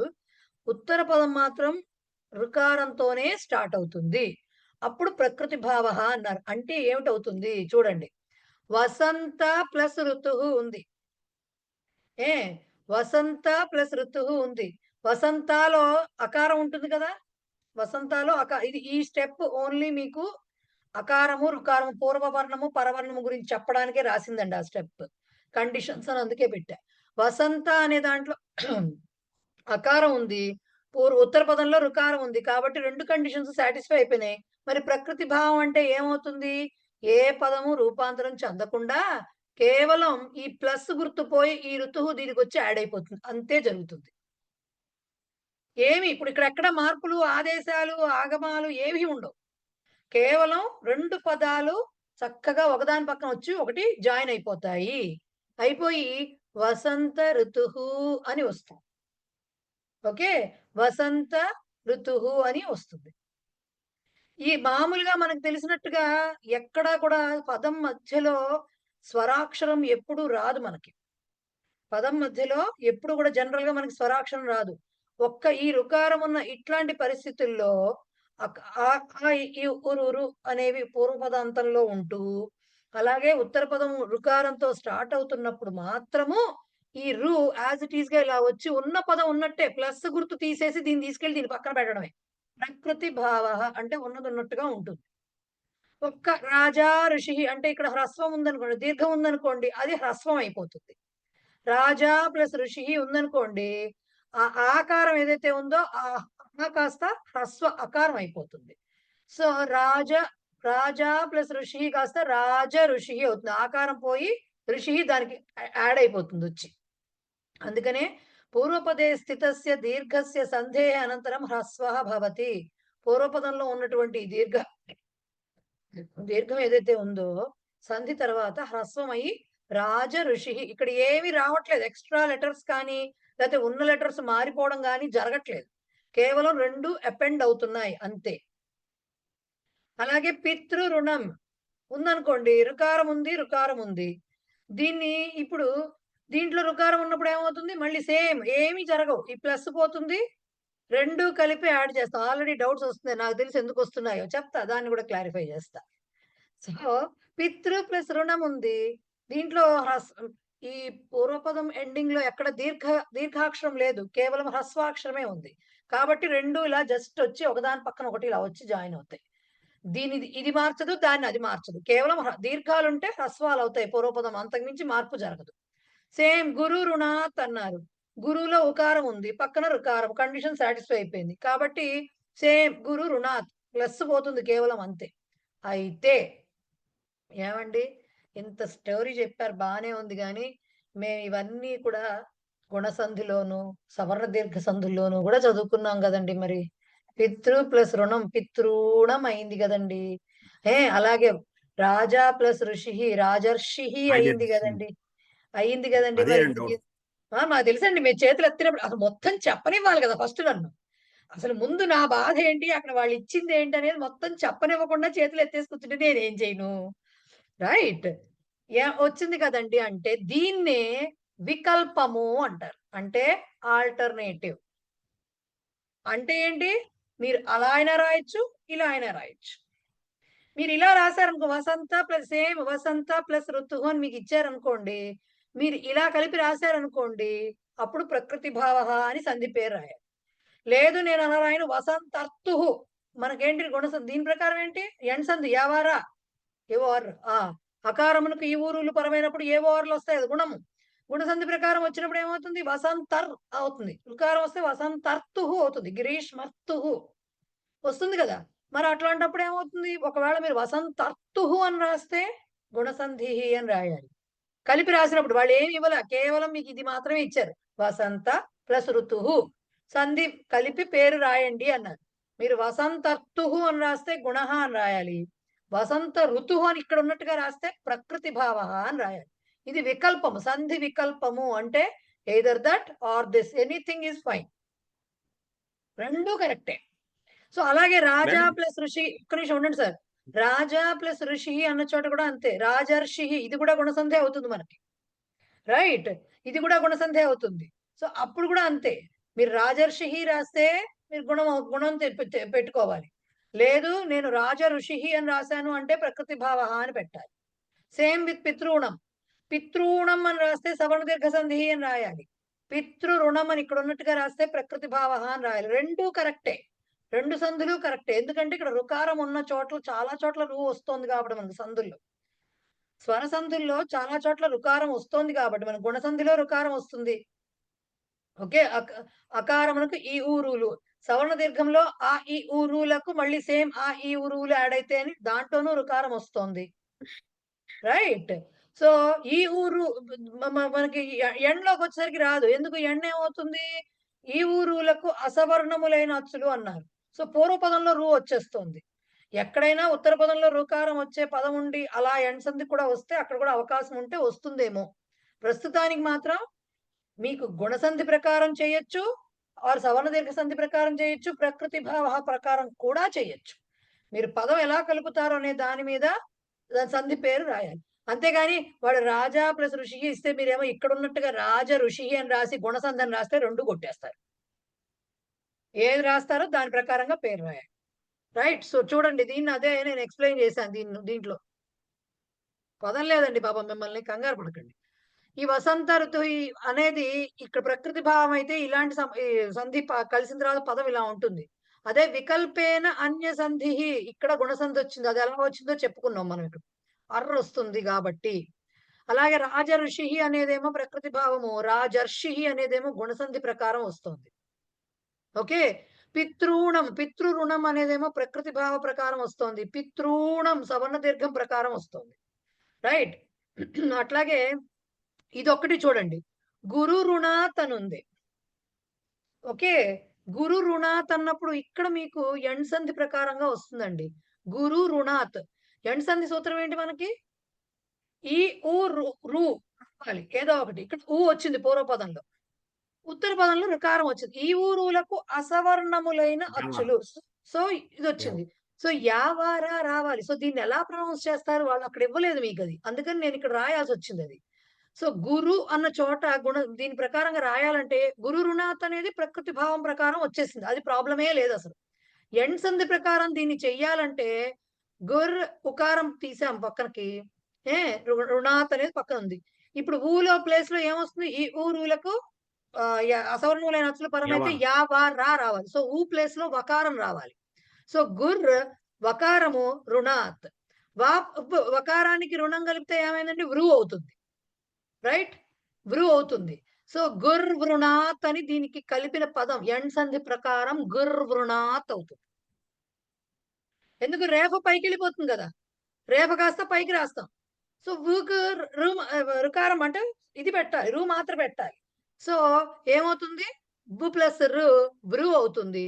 సో గుర్ వృణాత్, గుర్ వృణాత్ అని అవుతుంది. ఇది ఎండ్ సంధి. ఇది ఈ పదం మీకు ఇవ్వలేదు అక్కడ, అందుకని నేను చెప్పా. సో ఇది ఎండ్ సంధి ప్రకారంగా అయితే గుర్ వృణాత్ అవుతుంది. ప్రకృతి భావం చూడండి ఎంత ఈజీగా ఉందో, గురు రుణాత్ హాయిగా ఉంది వినడానికి. సో డిఫరెంట్ సంధులు మనకి ఇచ్చినంత వరకు డిఫరెంట్ సంధుల ప్రకారంగా కూడా అవ్వచ్చు. వికల్పము ప్రకృతి భావానికి ఆ సంధులు అవుతాయి అన్నమాట. ప్రకృతి భావం అయినా అవ్వచ్చు, అదైనా అవ్వచ్చు. క్లియర్? ఇది కాదు మేడం, రేఫ ఉంది కదా, రేఫ అది మనం మామూలుగా ఏరాలావాల్లో వచ్చిన రాకి ఈ మామూలు అచ్చుల్లో వచ్చిన రుకి దానికి కూడా ఒకటే వాడతామా రేఫ? మరి ఇక్కడ అది మరి వసంత ఋతువు అంటే ఈ ఋతువుకి అక్కడ రేఫని మామూలుగా అలాగే పెట్టారు కదా. అది సార్ మీరు కంప్లీట్ గా అవుట్ ఆఫ్ ద వే వెళ్ళిపోయారు.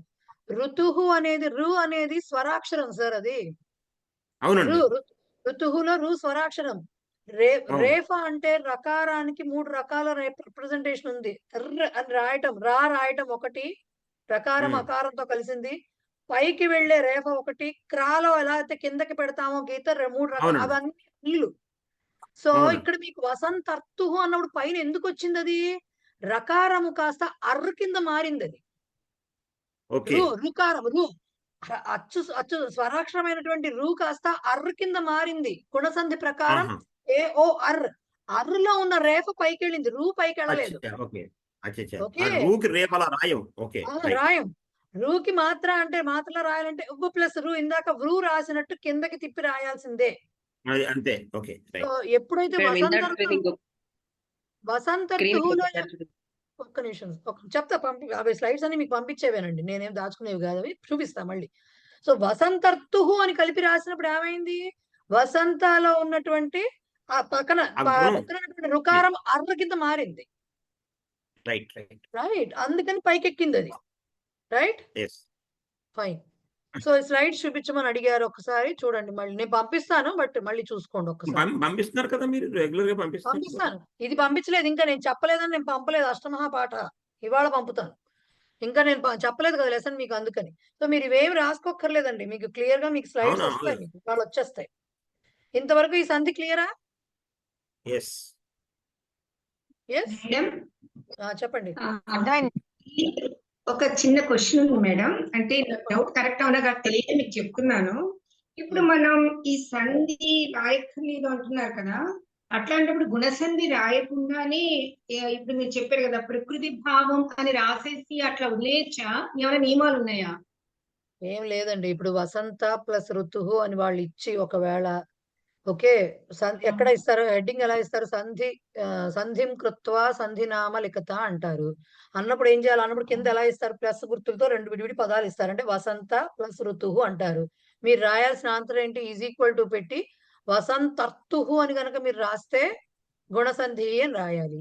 లేదు వసంత ఋతువు అని కనుక మీరు రాస్తే ఆ కంబైన్డ్ వర్డ్ మనం ఏమంటారు ప్రకృతి భావ అని రాయాలి. ఇంకా అంతకు మించి మీరు ఏవి చెయ్యక్కర్లేదు.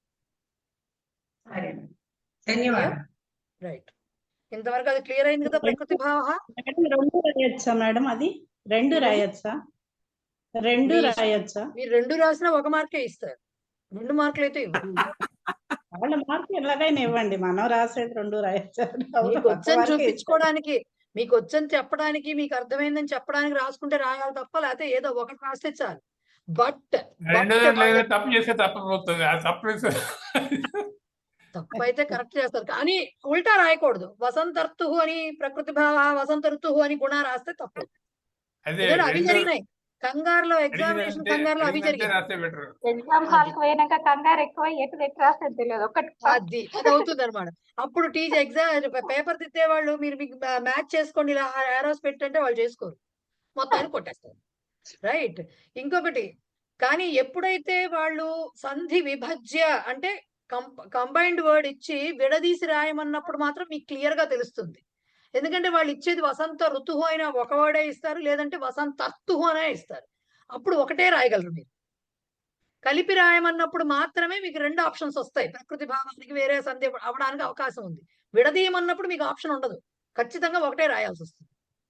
రైట్ అమ్మయ్యా, ఇది అర్థమైంది కదా. ఒకసారి మీ పుస్తకాల్లో వాక్యాలు చూడండి. వసంత ఋతౌ సర్వత్ర పుష్ప వికాస దృశ్యతే. వసంత ఋతువులో అన్ని చోట్ల పువ్వుల వికాసము అంటే పువ్వులు విరబోయడం అనేది కనిపిస్తుంది. ధనవృద్ధి కేన న ఇష్యతే. ధన అంటే డబ్బు యొక్క పెరగటం ఏదైతే ఉందో, ధన వృద్ధి ఏదైతే ఉందో అది ఎక్కడ ఎవరి చేత కోరబడదు, దానికి అర్థం యాక్చువల్ గా అంటే దాన్ని ఎవరు కోరుకోరు అని. జనకః రాజర్షి ధన వృద్ధి కాదా, వృద్ధి అది, అది కూడా ఉంది, ఆ మాట కూడా ఉంది. ఓకే, ఆ మాట కూడా ఉంది. డౌట్ వచ్చేస్తే వెంటనే అడగటం ఇది మరి అప్పుడు ఆగాలి కదా, కాసేపు వాక్యాల వరకు ఆగాలి, వెంటనే అడగకుండా కొంచెం సేపు. సో జనకః రాజ ఋషి ఇది ప్రసిద్ధ. రాజర్షి అవ్వచ్చు, రాజ ఋషి అవ్వచ్చు, రెండు అవ్వచ్చు. రాజ ఋషి అంటే ప్రకృతి భావం అయింది. గురు రుణాత్ ముక్తి కథమితి న జ్ఞాయతే. గురువు రుణము నుంచి ముక్తి ఎట్లాగా అనేది తెలియడం లేదు. పితృరుణాత్ ముక్తి శ్రాద్ధాద్యాచరణాత్ భవతి. పితృరుణము నుంచి ముక్తి శ్రాద్ధ ఆది అంటే శ్రాద్ధము ఆదిగా మొదలైన వాటి నుంచి కలుగుతుంది అని చెప్పటం దాని యొక్క ఇది. మిగతా అంతా మనం ఎక్స్ప్లెయిన్ చేసుకున్నదేనండి, వాళ్ళు చెప్పింది. సో అదనమాట. ఒకటే ఏం గుర్తుపెట్టుకోవాలి, పూర్వపదంలో ప్రకృతి భావం ప్రకారం చేసేటప్పుడు పూర్వపదంలో కనుక దీర్ఘం ఉంటే అది ప్రకృతి సంధి జరిగిన తర్వాత హ్రస్వం అవుతుంది, అది ఒక్కటి గుర్తుపెట్టుకో. రైట్, ఇంతవరకు.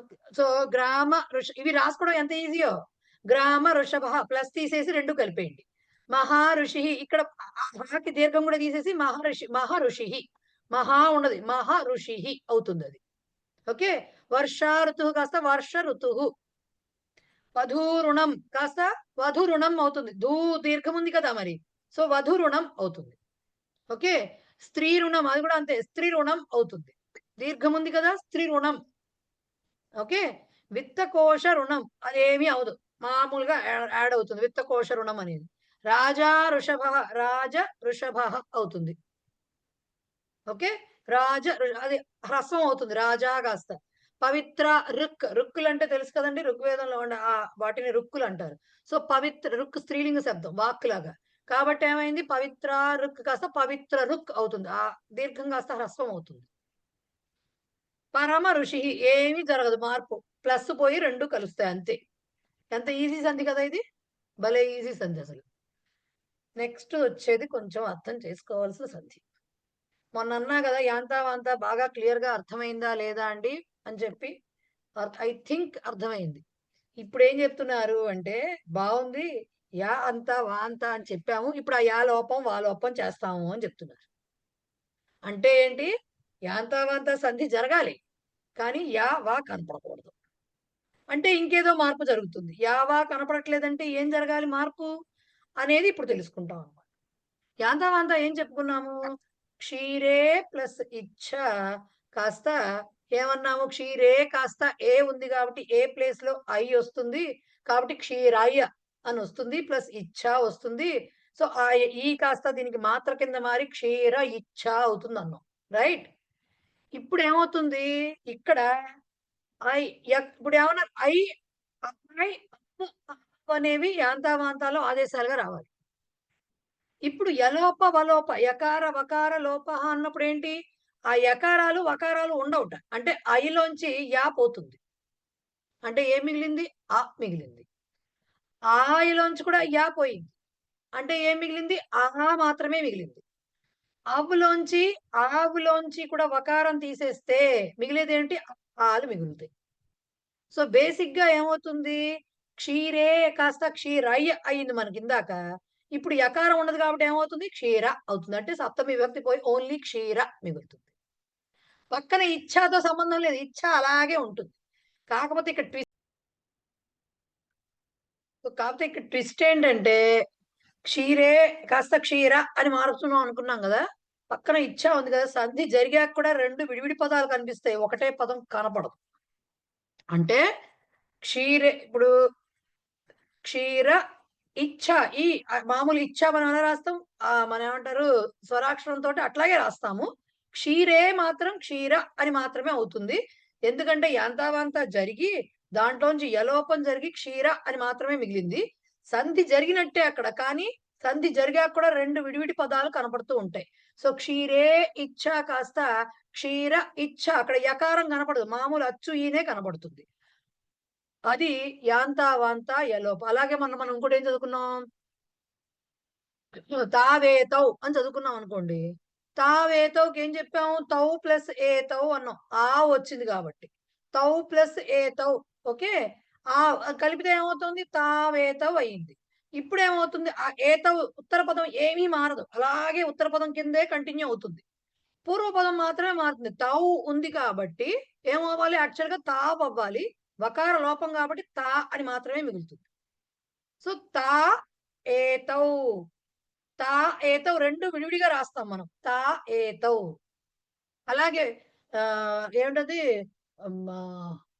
బాలక ఉండండి, ఔ కాకుండా ఓతో ఏమన్నా ఉందేమో చూద్దాం, ఓతో ఏమన్నా ఉందా,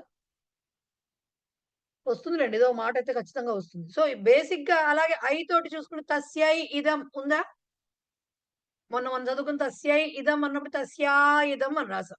సో ఇప్పుడు ఇదం అని వాటిలో మాట్లాడడం, ఇదం అలాగే ఉంటుంది, తస్యయే మనకు కావాల్సింది. ఐ ఉంది కాబట్టి యాక్చువల్ గా ఏం రావాలి, తస్యాయి రావాలి. సో ఇప్పుడు యకారం పోతుంది, ఓన్లీ తస్యా మిగులుతుంది, కాబట్టి తస్యా విడిగా రాయాలి, ఇదం విడిగా రాయాలి. కలపడమే కష్టంగా ఉంది, ఎందుకంటే ఆ యాకి మళ్ళీ మాత్ర పెట్టాలి కాబట్టి. విడగొట్టడం ఎంతసేపు, పెళ్లి చేయమంటే కష్టంగా అని మాయాబజార్ డైలాగ్ ఉంటుంది, ఆ టైప్ అనమాట. కలపక్కలు విడగొట్టడం ఎంతసేపు, టపటప తీసి పారేసేయచ్చు, రైట్. సో ఇదనమాట, దీన్నే ఒకసారి చూద్దాం, మీకు ఇంకా క్లియర్ పిక్చర్ వస్తుంది.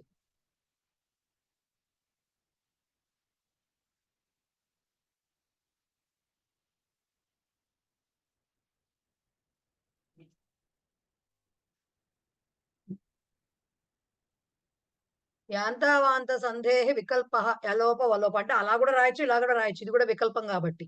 చూడండి, మనకు వర్తతే ఇది ఉంది. మామూలుగా ఏకారం పక్కన పెట్టాం, ఏకారం తీసేసి పక్కన పెట్టాం. ఏ ప్లేస్ లో నేను రెండు రాశాను, వికల్పము రాశాను, యలోపము రాశాను. సో ఐ వస్తుంది కాబట్టి వర్తతై ఇతి, వర్తత ఇతి ఇలా రాస్తే ఇది యాంతావాంతం. అమ్మా అమ్మా కొంచెం సౌండ్ 2 వాయిస్ వస్తున్నాయి, నేను మళ్ళా స్టాప్ చేస్తాను, మళ్ళా జాయిన్ చేయండి అమ్మా దయచేసి. అలాగే తప్పకుండా. ఓకే.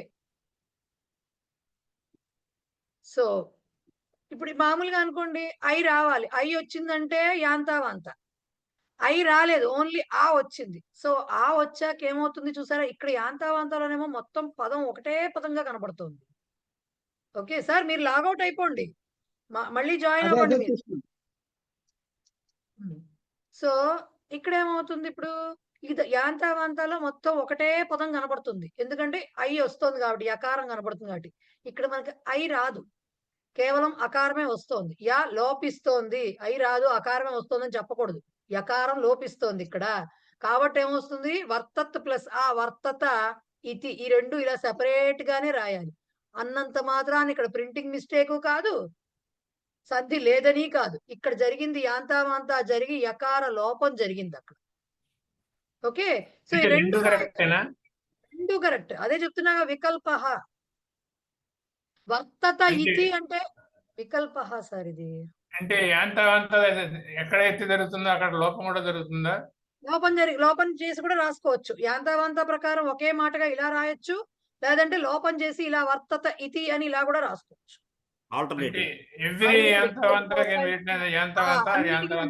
అన్నిటికీ ఉంది.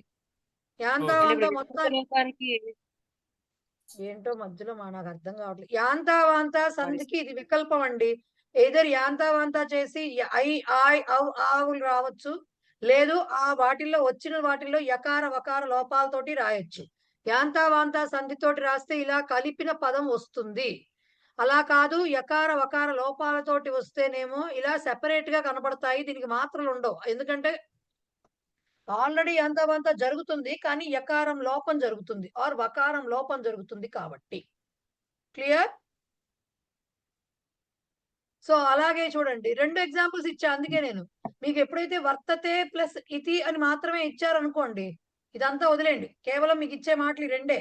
వర్తతే ప్లస్ ఇతి అని ఇచ్చారనుకోండి, మీరేం రాయాలి, వర్తత ఇతి అని రాస్తే యాంతావాంత అని రాయాలి, లేదు వర్తత ఇతి అని సెపరేట్ గా రాస్తే యకార లోప అని రాయాలి. ఓకే, ఏదైనా రాయొచ్చు. బట్ వాళ్ళు గనక ఈ మాట ఇస్తే కేవలం యాంతావాంతానే రాయాలి, కేవలం ఈ మాట ఇచ్చి విడదీయమంటే వర్తతే ప్లస్ ఇతి అని రాసి యలోపహ అని యకార లోపహ అనే రాయాలి. క్లియర్? అలాగే తస్మై మేడం, యాంతావాంత యకార లోపహ సంధి అని రాయాలండి, ఓన్లీ యకార లోపహ అంటే సరిపోతుంది? వీళ్ళైతే యకార లోపహ అన్నారు, కానీ నేనైతే యాంతావాంత యకార లోపహ అని రాస్తాను. ఎందుకంటే యాంతావాంత లాగా జరుగుతోంది అంటే యా లేదు కాబట్టి మనకి అలా అన్నారు వాళ్ళు, యకార లోపహ అని. బట్ మామూలుగా అయితే వాళ్ళ పుస్తకంలో యకార లోపహ అని ఇచ్చారు కాబట్టి మీరు అలా రాయొచ్చు. దీన్ని యాక్చువల్గా దానికి పేరు పెట్టారండి, దీంట్లోనే యకార వకార లోపహ అని పెట్టారండి. అదే రాసుకోవాలి.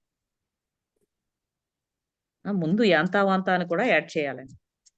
చేసుకోవచ్చు అండి, చేసుకోక్కర్లేదు. మీకు కింద చూస్తే మీకు వర్తతే ఇది అవి విడదీసినప్పుడు అదే మీ ఎక్స్ప్లెనేషన్ లో బ్రాకెట్ లో యకార లోపహ వకార లోపహ అని సెపరేట్ గా ఇచ్చారు. యకార వకార లోపహ అని కూడా ఇవ్వలేదు. సో దాని ఎలా అయినా రాయొచ్చు మేడం, తప్పేం లేదు దాంట్లో. Okay madam, thank you. So తస్మై ఇమాంలో కూడా అంతే, ఇక్కడ ఐకారం ఉంది. యాంతావాంత ప్రకారం అయితే ఆయి రావాలి. సో తస్మా ఇమాం అని ఒక్కటే పదం వస్తుంది. అదే యకార లోపం అనుకోండి, యా పోతుంది కాబట్టి కేవలం తస్మా ఇమాం అని రెండు సెపరేట్ పదాలు వస్తాయి, అది యకార లోపహ అవుతుంది. సేమ్ బాలకౌ ఆగతౌ ఉన్నప్పుడు మీకు ఆవు రావాలి, దేని ప్రకారము, యాంతావాంత ప్రకారము. అప్పుడు కలిపిన పదం ఎలా వస్తుంది, బాలకా వాగతౌ అని వస్తుంది యాంతావాంత అయితే. అదే వలోపసంధి అనుకోండి, దాంట్లో వకారం పోయి ఆ ఒకటే మిగులుతుంది కాబట్టి బాలకా ఆగతౌ అని రెండు విడివిడి పదాలు రాయాలి. బాలకా ఆగతౌ అని రెండు విడివిడి పదాలు రాసి వకార లోపహ అని పెట్టాలి. అలాగే తౌ ఏకదా అన్న చోట కూడా తౌ ప్లేస్ లో ఆ వస్తుంది, ఇత్ ప్లేస్ తకారము ఔకారం ప్లేస్ లో ఆ వస్తుంది. అప్పుడు తావేకదా అవుతుంది. యాంతావాంతా ప్రకారం ఒకటే పదం కాదు. మనకి వకార లోపంగా రాద్దాము అనుకుంటే వా తీసేస్తే తా ఏకదా అని 2 పదాల కింద కనపడుతూ ఉంటుంది. ఇది ఒక్కటే సంధి అండి. 2 సంధి జరిగాక కూడా 2 పదాల కింద కనపడేది యకార వకార లోప సంధి. సంధి జరిగాక కూడా 2 పదాలుగా కనపడుతూ ఉంటుంది అది. బట్ అది అక్కడ ఒకటే పదమే, ఎందుకంటే అక్కడ మధ్యలో సంధి జరిగి ఆ లోపాలు జరిగినాయి కాబట్టి. Is it clear? Yes, right. నేను అందుకనే మొన్న ఎందుకన్నానంటే యకార యాంతావాంత అర్థమైతే ఇది అర్థమైపోతుంది, ఎందుకంటే పీకేయడమేగా ఉన్న వాటిని. క్లియరా అండి? ఒక్కసారి ఆలోచించుకోండి. చెప్పండి మళ్ళీ చెప్పండి. ఇప్పుడు మనం మామూలుగా వాక్యాలు చదువుతూ ఉంటాము, అది 2 పదాలుగా కనపడతాయి. అది సంధి ఉంది లేనిది ఎలా తెలుస్తుంది? అంటే దాన్ని బట్టే ఇంకా మిగతా టెక్స్ట్ బుక్ లో వాళ్ళు ఇస్తారు మేడం. టెక్స్ట్ బుక్ లో నేను చెప్పేది మామూలుగా బయట బుక్స్ లో అదే చెప్తున్నానండి, అదే చెప్తున్నా. మీరు ఇప్పటి వరకు స్వర సంధులు అన్ని చదువుకున్నారండి, రేపు విసర్గ సంధులు చదువుతారు. మీకు ఇట్లా బాలక ఆగిపోయే మాటలు ఎక్కడొస్తాయి? విసర్గలు ఉంటేనే వస్తాయి, విసర్గ లోపం జరిగితేనే కనిపిస్తాయి. బట్ విసర్గ లోపానికి వేరే కండిషన్స్ ఉన్నాయి. ఆ కండిషన్స్ అన్ని అందుకనే మీకు అన్ని ఎందుకు చెప్తున్నారు? నెక్స్ట్ వ్యంజన సంధుల్లో అవన్నీ చెప్తారు. వ్యంజన సంధులు విసర్గ సంధులు చెప్పినప్పుడు ఈ కండిషన్స్ గుర్తు పెట్టుకున్నప్పుడు మీకు అది కరెక్ట్ గా అక్కడ అది ఏ పదం అనేది తెలిసిపోతుంది. ఇప్పుడు ఒకటేనండి, మీకు ఎక్కడైనా వర్తత ఇతి అని వచ్చింది అనుకోండి, ఎక్కడ ఒక చదివారు, మీకు ఎలా అనిపిస్తుంది? వర్తత ఇతి అంటే మీకు తెలియట్లే, అక్కడ ఆల్రెడీ వర్తత అనే పదం లేదు కదా అసలు. మామూలుగా మనకు తెలిసిన డిక్షనరీలో మనకు తెలిసినంతలో వర్తత అనే పదం లేదు కదా, ఏదో అవర్తత ఉంటుంది, కేవలం వర్తత అని లేదు కదా. అప్పుడు మనం ఓహో వర్తతే ఇక్కడ వచ్చింది, అప్పుడు యాంతావాంతా అని తెలుసుకోవాలి. అక్కడ విసర్గలు రావు కదా, రైట్. అక్కడ విసర్గలు రావు, వర్తత అని అయితే రాదు, వర్తత ఇతి అని మాత్రమే ఇచ్చారు. ఓకే. గ్రామే ఏకః యువకః గ్రామే ఏకః దేవాలయః వర్తత ఇతి సహ ఉక్తవాన్ అని చెప్పామనుకోండి, వర్తత ఇతి అన్నప్పుడు గ్రామంలో ఒక దేవాలయం, తర్వాత ఏంటి వర్తత అనే పదానికి అర్థం లేదు. అప్పుడు ఏం చేయాలి? ఓహో వర్తత ఇతి వచ్చింది అంటే అక్కడ మీకు లోపం జరిగింది. లేదు వాళ్ళు కలిపి యాంతావాంతా ప్రకారం ఇస్తే క్లియర్ గా తెలుస్తూ ఉంటుంది, యకారం కనబడుతూ ఉంటుంది. సో ఇవన్నీ సంధులు సూత్రాలు చెప్తున్నది మీకు అందుకనమాట, నేర్పిస్తున్నది ఆ ఉద్దేశంతో. Right, clear?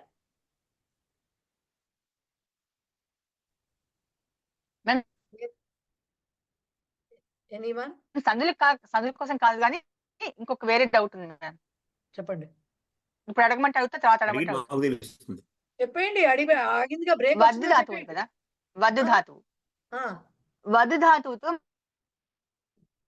అంటాం కదా, వద్దు ధాతువుతో ఉక్తవాన్ ఉక్తవతి అంటాం కదా, మరి వదితవాన్ వదితవతి అనరా? ఎందుకంటే అనరు, ఎందుకంటే వాతో స్టార్ట్ అయ్యే వాటికి ఊతోటే మాటలు వస్తాయి అనేది ఒక రూల్ ఏదో ఉంది దానికి. అంటే ఇప్పుడు వద్దు ధాతువు నుంచే అంటే ధాతువు నుంచే తీసుకుంటాం కదా.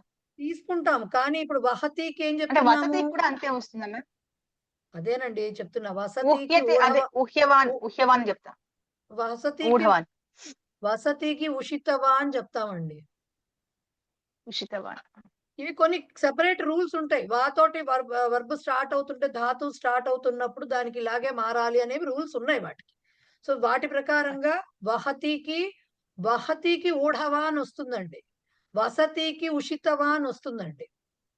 ఓకే, వహతికి ఊఢవాన్ వస్తుంది, వసతికి ఉషితవాన్ వస్తుంది. ఇప్పుడు మీరేమో వదతికి, యాక్చువల్ గా అయితే వదతికి ఉదితవాన్ అని రావాలి, వదితవాన్ కాదు, ఉదితవాన్. మీకు చూపిస్తా ఉండండి ఒక్క నిమిషం. ఇచ్చారండి మీరు. కానీ యూజువల్ గా ఏం చేస్తారంటే ఉదిత అనే శబ్దం ఇంకో దానికి కూడా ఉంది కాబట్టి వదతికి ఉక్తవాన్ రాసేస్తారు, ఉదితవాన్ రాయాలి. యాక్చువల్ గా ఉద్యతే అనేది వస్తుంది, వదతికి ఉద్యతే అనేది కర్మని, ఉచ్యతే కాదు యాక్చువల్ గా రాస్తే. ఉండండి చూపిద్దాం, ఉండండి ఒక నిమిషం. మీకు ఎందుకంటే ఈ డౌట్. పంచమ పాఠంలో మీరు ఇచ్చారండి, అమ్మ ఉదితవంతవు అని రాశారు మీరు ఒక దగ్గర.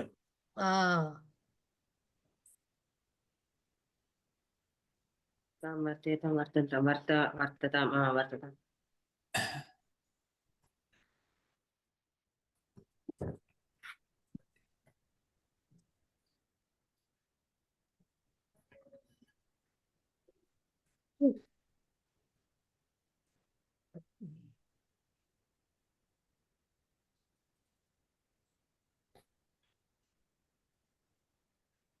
సో ఈ వదతి ఉంది కదా, ఇప్పుడు దీనికి దాన్ని ఏమంటారు, తవతు ఆర్ త ప్రత్యయాలు ఎలా వస్తాయో చూడాలంటే ఇదిగో నేను మొన్న కూడా చూపించా, ఈ యారో నొక్కాలి. కర్తరి అని కనపడుతుంది కదా, దీన్ని నొక్కితే భావ కర్మణోహో అని వస్తుంది. అంటే ఇంకా భావ్య ప్రయోగం రాలేదు మీకు, కర్మణి ప్రయోగం వచ్చింది కదా. కర్మణిలో ఏమొస్తుంది, ఏముంది ఇక్కడ, ఉద్యతే ఉంటుంది. కర్మణిలో ఉద్యతే ఉంటుంది. లేదు మనకిప్పుడు తవతో తా కావాలి, అవి రెండు ఏంటి, కృత్ ప్రత్యయాలు అంటే కృదంతాలు, వాటి పదాలు.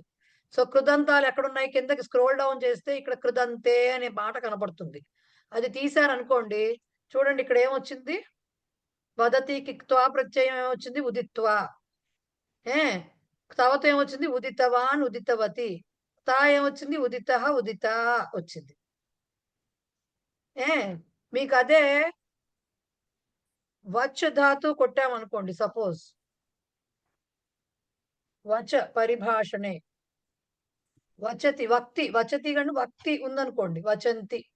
దీనికి చూస్తే మీకు ఏమొస్తుంది, భావకర్మంలోకి ఇక్కడ చూడండి, ఉచ్యతే ఎక్కడుంది, దీనికి ఉంది. ఉక్తవాన్ చూపిద్దామని తీసా మీకు, ఎక్కడ ఉక్తవాన్ ఎక్కడుందో చూపిద్దామని తీసా యాక్చువల్ గా. దీనికి చూడండి, వక్తుం అనేది వదతికి కాదు, యాక్చువల్ గా దీనికి వచ్చేది. వక్తు దానికి కూడా వస్తుందేమో, దానికి మళ్ళీ చూద్దాం. ఉక్త్వా అనేది దేనికి వచ్చింది, వచతికి వచ్చింది. వక్తి యాక్చువల్ గా వచధాతు వక్తి. ఉక్తవాన్ ఉక్తవతి ఉక్త ఉక్త అనేది దేనికి వచ్చాయి, దీనికి వచ్చాయి. రైట్. కాకపోతే ఏంటంటే రెండిటికి మాట అర్థాలు ఒకటే రకంగా వస్తాయి కాబట్టి సుమారుగా ఏం చేశారంటే దానికి దీనికి అన్నట్టుగా ఎందుకు కన్ఫ్యూజ్ అవుతారు, ఎందుకంటే ఈ వచధాతువుకి దీనికి కొంచెం అంటే వక్తి వక్త వచంతి ఇలాంటి మాటలు ఉన్నాయి. సో అందుకని మీకు కొంచెం కన్ఫ్యూజ్ అవుతారని చెప్పి వద్దని చెప్పారు, అంతకుమించి ఏం లేదు. దీనికి ఏమొచ్చింది, చురాది అంటే యా వస్తుంది, వాచయతి అని వస్తుంది. సో అదనమాట అండి పరిస్థితి. దీంట్లో తుమున్ ప్రత్యయం ఏముందో చూద్దాం. ఎక్కడ వదతికి వదితుం, ఇది ఓకే, తుమున్ ఓకే, వదితుం ఉంది. కానీ వక్తుం అదే దాన్ని ఏమంటారు, వక్తుం అని పెట్టేది దానికి వక్తికి వస్తుంది. అది క్లియరా అండి మల్లీశ్వరి, క్లియరా? రైట్. సో దీంట్లో ఇప్పుడు దీంట్లో మీకు అభ్యాసం ఏదైతే ఉందో, ఏది అకార వకార లోపాలకి అభ్యాసం చూడండి. రామే ఇతి రామై ఇతి రామ ఇతి అన్నారు. మీకు ఈజీవే, నేను చెప్తాను, మాత్రలు పీకేసి రెండు సెపరేట్ గా రాసేయండి. రామ ఇతి ఇలా చెప్పకండి ఎవరితో కానీ. శోభతే ఏకారం ఉంటే మాత్ర తీస్తే చాలు, అదే ఐ ఉండనుకోని దానికి దీర్ఘం పెట్టండి. ఓకే, శోభతే ఇది ఏతత్ ఉందనుకోండి, ఇప్పుడు ఏం చెప్పాలి, దానికి ఏ మాత్ర కాబట్టి అది తీసేస్తే శోభత ఏతత్. ఎలా వచ్చిందంటే మాత్రం మా మేడం మాత్ర తీసేయమందని చెప్పకూడదండి, నాకు మాత్రలు వేస్తారు కూర్చోండి. దానికి ఐ యకారం శోభత అయి రావాలి, యకారం లోపిస్తుంది దానికి. మీకు ఈజీగా ఉండడానికి చెప్తున్నా, శోభత ఇతి రాస్తే చాలు. అలాగే రోచతే ఔషధం, అప్పుడు కూడా అంతే, మనకు ఆ పక్కన ఉత్తర పదం ఏముందో మనకు సంబంధం లేదు. రోచత ఔషధం, రోచత ఔషధం. అదే మీరు కలిపి రాస్తే ఏమండో ఇలా కూడా ఇస్తారు. ఇక్కడ యలోపంలో ఇచ్చినవి యాంతావాంతాకి చేయమని కూడా ఇస్తారు ఎగ్జామ్ లో. ఇక్కడ యలోపంలో ఉండి మీరు ఆ ఆన్సర్స్ మీకు బాగా గుర్తుండిపోతాయి కదా, ప్రాక్టీస్ చేసి కావాలని ట్విస్ట్ అన్నమాట. ఇక్కడ యలోపంలో ఇచ్చిన ఎగ్జాంపుల్స్ ని యాంతావాంతాకి అప్లై చేయమని ఇస్తారు. సేమ్ కదా, సంధి సేమ్. అందుకని సో రెండు చెప్పుకుందామంటే రామై ప్లస్ ఇది రామ ఇతి యాకి ఇది ఇస్తేనేమో యాంతావాంత, రామ ఇతి పరంతో రాస్తేనేమో సెపరేట్ గా చేసి యలోపం. శోభత ఏతత్ అని యాకి ఏతం ఇచ్చి రాస్తేనేమో కలిపి ఒకటే మాట యాంతావాంత. శోభత ఏతత్ సెపరేట్ గా రాసి అచ్చు రాస్తేనేమో యలోపం. రోచతే ఔషధం తీసేసి రోచత ఔషధం రాస్తే యలోపం. రోచతే వచ్చింది, రోచత యౌషధం యా రాసి మాత్ర ఔ మాత్ర పెడితే అది యాంతావాంత. బాలౌ ఆగతౌ, దీనికి బాల ఔ వచ్చింది కదా మరి, కాబట్టి ఆవ్ రావాలి. సో బాలావ్ ఆగతౌ, బాలావ్ ఆగతౌ యాంతావాంత. ఇప్పుడు ఆవ్లో వకారం తీస్తే మిగిలేదేంటి, బాలా అని. సో దీనికి ఏం చేయాలి, ఔ మాత్ర తీసేసి దీర్ఘం పెడితే లాకి బాలా ఆగతౌ అంటే సెపరేట్ వచ్చింది, అది వలోప. పఠ్యంతే ఏతై వచ్చింది కాబట్టి మాత్ర తీసేయండి, పఠ్యంత ఏతై. అదే కలిపి రాయ, అది యకార లోపం. కలిపి రాస్తేనో పఠ్యంత ఏ, యాకి ఏత్వం ఇస్తే ఒకటే మాట వస్తుంది. దృశ్యంతే ఆలయ, ఇది కూడా అంతే. దృశ్యంత ఆలయ సెపరేట్ రాస్తే యలోపం. దృశ్యంత యాలయ అని రాస్తే యాంతావాంత. పచ్యతే ఓదన, పచ్యత ఓదన రాస్తే యలోపం. పచ్యత ఓదన సెపరేట్ చేసి. పచ్యత యోదన, యాకి ఓత్వం ఇస్తే యాంతావాంత. స్పృశ్యతే ఆసంద, స్పృశ్యత ఆసంద సెపరేట్ వర్డ్స్ యలోపం. స్పృశ్యత యాసంద ఒకటే వర్డ్ యాంతావాంత. తౌ ఏకదా, తావేకదా యాంతావాంత. తా ఏకదా యలోపం, వలోపం. వలోప. గృహే ఉపస్థితః, గృహ ఉపస్థితః. గృహ ఏ మాత్రం తీసేసి సెపరేట్ చేసి రాస్తే సారీ ఏంటది యలోపం. గృహయుపస్థిత రాస్తేనేమో యాంతావాంత. రైట్. వర్తే అహం, వర్త అహం, వర్త అహం రాస్తే సెపరేట్ గా యలోపం. వర్త యహం రాస్తే యాంతావాంత. మొన్న కొట్టుకున్నారు యాంతావాంత, ఇవాళ ఎంత క్లియర్ గా చెప్తున్నారు చూడండి. యహం ఉపస్థిత అని చెప్పేస్తున్నారు మీరే. అంతే. ఏదైతే మేడం మీరు ఇందాక ఒక మాట మల్లీశ్వర్ గారు అడిగితే ఒకటి చెప్పారు. ఇప్పుడు పట్యంత, దృశ్యంత, పచ్యత, స్పృశ్యత అనే మాటలు రావు కదా ఎక్కడ వేరేను. అంటే ఒక ఇటువంటి సంధి రూపంలో తప్పించి విడిగా మాత్రం ఎప్పుడూ ఒక క్రియాపదంలా రావు ఎట్టి పరిస్థితుల్లో. అందుకే అలా వచ్చినప్పుడు ఆ పక్కన యాంతావాంత ఉందో లేదో చూసుకుంటే మంచిది. చూసుకోవాలి, ఉంటుంది కూడా. మనకే అర్థమైపోతుంది. అంతే, మనకు అర్థమైపోతుంది. చదువుతుంటే మనకే అర్థమైపోతుంది. రైట్. రైట్. ఇక్కడ బాలవ దగ్గర కూడా అలాగే కదా మేడం. బాలవ దగ్గర కూడా బాలా వస్తుంది. అప్పుడు పుల్లింగంలో స్త్రీలింగం వస్తుంది. అక్కడేమో ఆగతవుని బట్టి ఇది అర్థం చేసుకోవాలి. అది కరెక్ట్. బాలా ఆగతవు అన్నప్పుడు అవును, ఆవిడ చెప్పింది కరెక్ట్. బాలా అనేది స్త్రీలింగ శబ్దం. బాలిక కూడా అట్లా అన్నప్పుడు ఎలా తెలుస్తుందంటే పక్కన ఆగతో వచ్చింది కాబట్టి ఓ బాబు ఇది బాలా కాదు బాలవ్వే, ఇది పోయింది వా బాలవ్వే అనుకోవాలి మనం. అనుకోవాలి. అంటే పొరపాటున ఒకవేళ మీనింగ్ ఉంటే దీనికి 99% అయితే రాదండి అట్లాగా. మీ సిలబస్ అనేది చాలా అలా డిజైన్ చేశారు సో దట్ మీకు చదవాలి. ఎందుకంటే ఈ సందులు అవన్నీ మనకి చదువుకునేటప్పుడు కనిపిస్తాయి. మన పుస్తకంలో ఏదో చిన్న 1-2 సెంటెన్సెస్ కనిపించచ్చు కానీ కనిపిస్తాయి చాలా. అంటే కొంచెం కొంచెం స్టేజ్ పెంచి చదివేటప్పుడు కనిపిస్తాయి. మరి అప్పుడు అవి ఎందుకు వచ్చాయో తెలియదు. కాసేపు కనపడుతుంది, కాసేపు మాయమైపోతుంది, కాసేపు పైకి ఎక్కుతుంది, కాసేపు సా అవుతుంది. అందుకనే ఇవన్నీ నేర్పించడం అనమాట. ఇలాంటి కండిషన్స్ ఉంటాయి అని. ఆ కండిషన్స్ ఆర్ వెరీ ఇంపార్టెంట్. నేను మళ్ళీ మళ్ళీ చెప్తున్నానండి, మీ ప్రవేశ నుంచి కోవిద వరకు ఉన్న పుస్తకాలు ఎవ్వరికి ఇవ్వకండి. అంటే ఫర్దర్ గా మీరు సంస్కృతంలో ఇంకా ట్రావెల్ చేయాలి అనే ఉద్దేశం ఉంటే ఇంకా అంటే వేరే డిగ్రీలు చదువుకోకపోయినా సరే మనం చదువుకునేటప్పుడైనా రేపు పొద్దున ఇది అయిపోయిన తర్వాత ఏదో రామాయణం ఏదో స్టోరీ బుక్ చదువుదామని తీసినప్పుడైనా ఏ డౌట్స్ వస్తాయి. అవి మీకు ఏమంటారు, మన బాలశిక్షల టైప్. అవి ఎప్పుడు రిఫరింగ్ బుక్సేనండి. ఎప్పుడు రిఫరింగ్ బుక్సే అవి.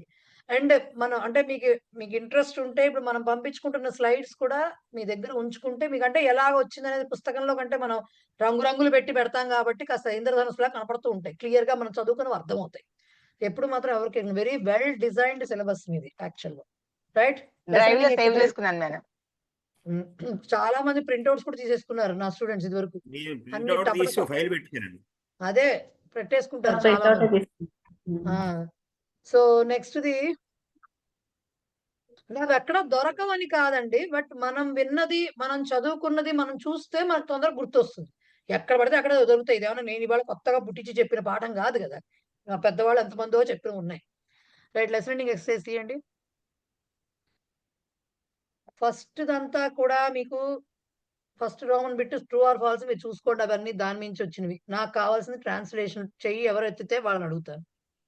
మేడం ఒకటి ఫస్ట్ ఇది చూసుకోమన్నారు కానీ సికతాభ్య అని ఉంది కదా, అంటే ఇసుకలో కదా అది, అంటే తివిరి ఇసుకున్న దాని గురించి.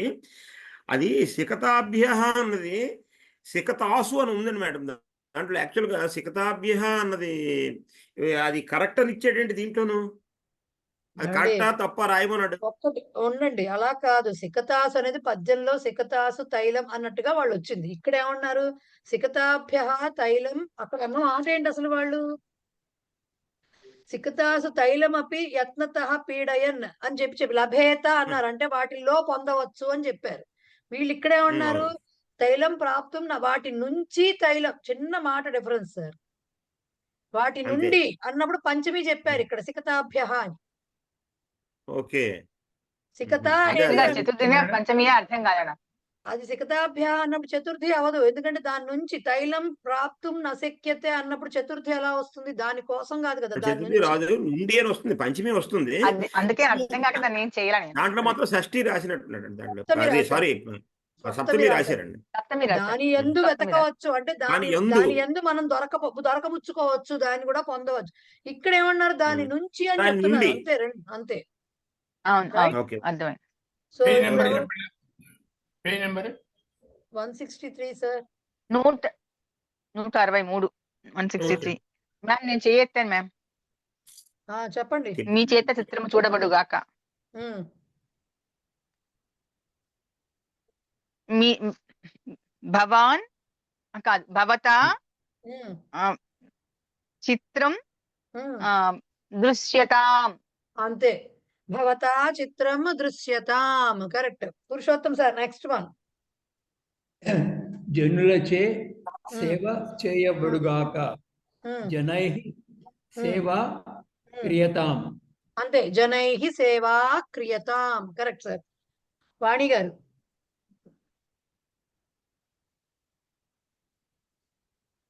ఈ చేత కథలు చదవబడుగాక. త్వయా కథాః పఠ్యంతాం. అంతే, త్వయా కథాః పఠ్యంతాం. కరెక్ట్. పైన ఫస్ట్ వాక్యానికి మీ చేత అన్నప్పుడు వాళ్ళు మనం గౌరవార్థం తీసుకుని భవతా చెప్పాము, అంటే ఏకవచనంలో. వాళ్ళు బహువచనంలో చెప్పారు భవద్భిహి, అంటే యు అంటే మీరు, అంటే ఏకవచనమే కాదు బహువచనం కూడా వస్తుంది కదా. యు ఆల్ అనే మీనింగ్ లో చెప్పారు వాళ్ళ వాక్యం. ఇదేంటి మేడం భవతా చెప్పింది అనుకోక్కర్లా, రాయొచ్చు, అది కూడా రాయొచ్చు, తప్పులేదు. లక్ష్మీ సురేష్ చెప్పండి, నెక్స్ట్ వన్.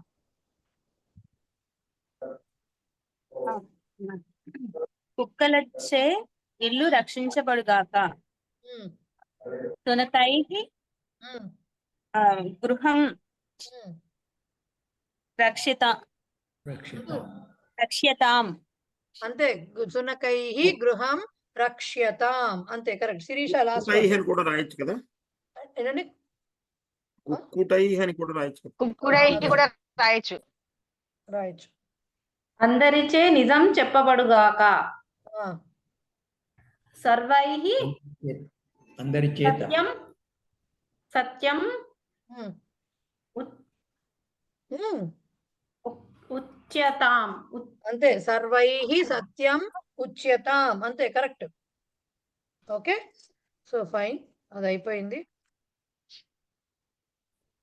ఇక్కడికి 8 పాఠాలు అయినాయండి మీకు. మ్యామ్, రాజర్షి అనే పదంలో పూర్వపదం యొక్క ప్రత్యేకత ఏమిటి అంటే ఏం రాయాలి మ్యామ్? కింద ఇచ్చేసారుగా, ఆన్సర్ ఇచ్చేసారుగా.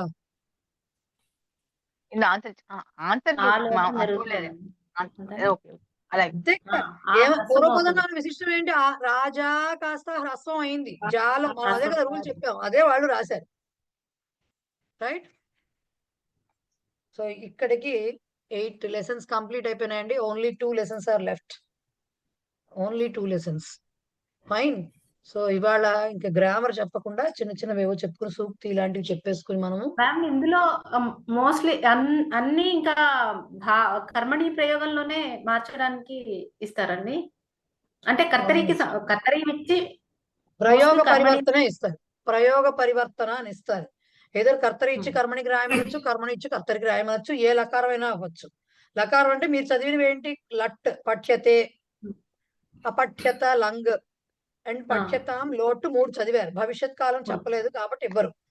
సో లింగ్ లకారానికి వచ్చేసరికి అదే భూతకృతంతం పఠిత చదివారు. అదే ఇప్పుడు ఏంటి? ఇప్పుడు మళ్ళీ చదువుతారు ఇంక వేరే. లింగ్ లకారానికి బదులుగా కర్మని లింగ్ లకారానికి బదులుగా ఏం చేశారు అంటే తవ్య తనియర్ అనే ప్రత్యయాలు చెప్తారు. అంటే పఠేత్కి బదులుగా పఠతికి పఠ్యతే, పఠతికి అపఠ్యత, నెక్స్ట్ ఏమో దీనికి ఏంటిది అంటే కర్తరి లకారాలు కర్మణ లకారాలు చెప్తున్నా. పఠతుకి పఠ్యతాం అంతవరకు వచ్చాయి. పఠేత్కి ఇక్కడ పఠ్యేత అని రావాలి, అది చెప్పలేదు. చెప్పకుండా ఏం చేస్తారంటే దాని ప్లేస్ లో తవ్య తనియర్ అనే 2 ప్రత్యయాలు చెప్తారు. ఓకే, ఇక్కడతో కర్మని ఆపేసి నెక్స్ట్ లాస్ట్ లెసన్ భావే ప్రయోగం చెప్తారు. భావే కూడా రూపాలు సేమ్, భావే కూడా రూపాలన్నీ సేమ్, ఇవే రకంగా మారతాయి అన్ని అంతే. కాకపోతే ధాతువులు అకర్మక ధాతువులు ఉంటాయి. భావే ప్రయోగంలో అకర్మక ధాతువులు, రూపం సేమ్ ఉంటుంది. పఠ్యతే ఎలా రాస్తారో హస్యతే అలాగే రాస్తారు, రూపాలు అవన్నీ సేమ్, రైట్? సో అది. సో చూడండి 9th లెసన్ సూక్తి. ఇంద్రోపి లఘుతాం యాతి స్వయం ప్రఖ్యాపితైర్గుణైః. ఇంద్రోపి లఘుతాం యాతి స్వయం ప్రఖ్యాపితైర్గుణైః. ఇంద్రః అపి లఘుతాం యాతి. ఇంద్రః అంటే ఇంద్రో అపి, మీకు చెప్పిన భాషలో. స్వయం ప్రఖ్యాపితైః గుణైః. బేసిక్ గా మనకు అర్థమయ్యే భాషలో చెప్పాలంటే సొంత డబ్బా కొట్టుకుంటే ఎవడైనా లోకు అవుతాడు, ఇది చెప్పొచ్చింది. అసలు అంటే ఎవరికి వాళ్ళు బాగా ఆత్మస్థుతి ఎక్కువైపోతే దానివల్ల వాడు లోకువే, అదే ఎప్పుడు చూసినా వాడి గురించి వాడు చెప్పుకుంటారని లోకువైపోతారు. అదే చెప్పడం ఏంటంటే స్వయం ప్రఖ్యాపితైః గుణైః, తనంతట తనే ప్రకటించినటువంటి గుణముల చేత, తన చేత సొంతంగా అంటే స్వయముగా ప్రకటించబడిన గుణముల చేత. ఇంద్రః అపి, ఇంద్రుడు కూడా అంటే అంత గొప్పవాడైనా సరే, అతను గొప్పవాడని అందరికీ తెలుసు, స్పెషల్ గా అతను చెప్పుకోక్కర్లేదు, అయినా చెప్పుకున్నాడు అనుకోండి. ఇంద్రుడు కూడా ఏమవుతాడు? లఘుతాం యాతి. లఘుత అంటే చిన్నబోవడం, అంటే కొంచెం ఏమంటారు, కొంచెం అవమానానికి లైట్ గా పరాభవం పొందేటట్టుగా చిన్నగా కొంచెం చిన్న చూపు చూడబడతాడు అనేది అర్థం అన్నమాట. కొంచెం అగౌరవంగా చూడబడతాడు అని చెప్పడం.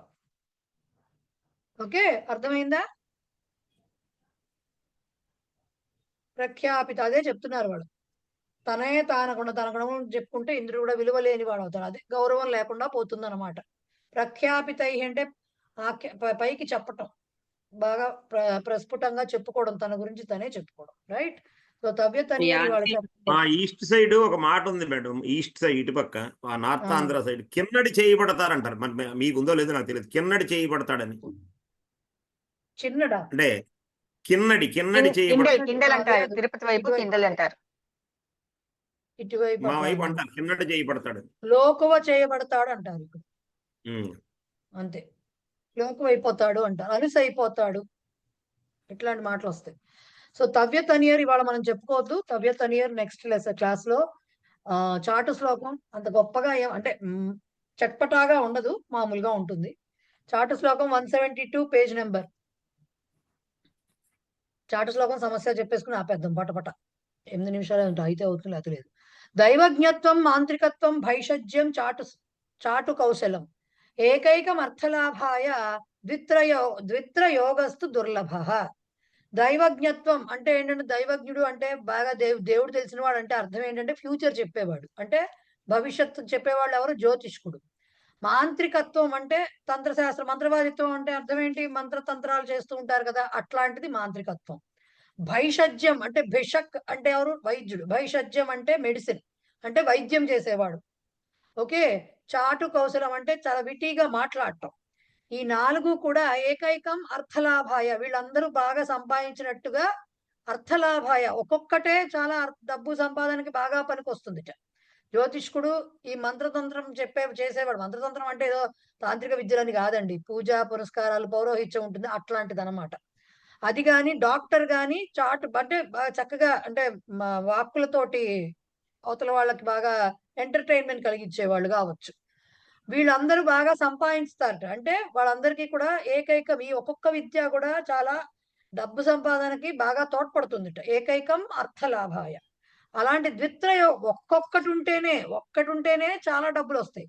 ద్విత్రయోగస్తు అంటే 2-3 కలిసాయి అనుకోండి, వాడు జ్యోతిష్కుడు అయ్యి వాడికి వైద్యము తెలిసి ఇట్లా ఉందనుకోండి, ఇక ఇలా ఉండడం అనేది దుర్లభము, కొంచెం కష్టమైన విషయము. ఇట్లాంటిది దొరకడం అనేది combination of 2 things or more things, 2 or 3 things is very difficult to get అనేది అది.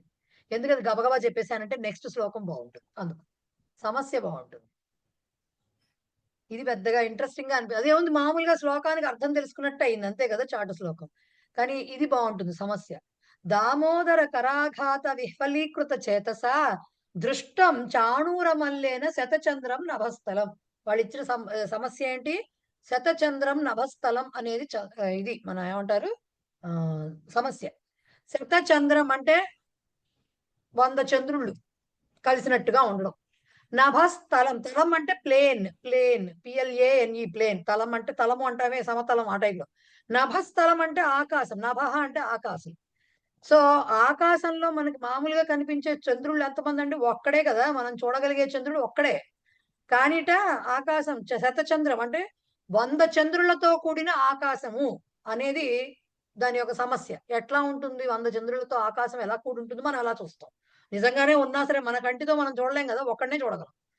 అలాంటిది ఎట్లా పూర్తి చేశారట అంటే దామోదరుడు అంటే ఇప్పుడు కార్తీక దామోదరుడు అని పూజ చేస్తారు కదండి. దామోదరుడు అంటే ఎవరు? దామం ఉదరం అంటే పొట్ట, దామం అంటే రజ్జు, అంటే తాడుతోటి యశోదమ్మ కట్టేస్తుంది కదా ఆయన తీసుకెళ్లి కృష్ణుణ్ణి. అందుకని ఆయన్ని దామోదరుడు అంటాడు. అంటే తాడు చేత కట్టబడిన పొట్ట గలవాడు. ఆయన తీసుకెళ్లి పొట్టకేసి తాడు, రోటికేసి చెట్లకేసి ఎక్కడికంటే అక్కడ కట్టేస్తుండేది కదా ఆవిడ. సో దామోదరుడు అంటే ఆయన.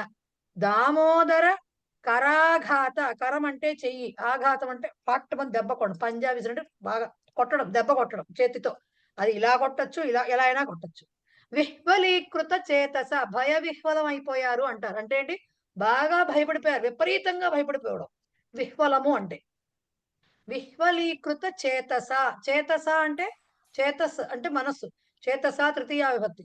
బాగా భయముతో నిండిపోయినటువంటి మనస్సు చేత దృష్టం కర్మణి దృష్టం చాణూర మల్లేన, చాణూరుడు కంస చాణూర మర్దనం అని చదువుతాం కదా మనం దీంట్లోను.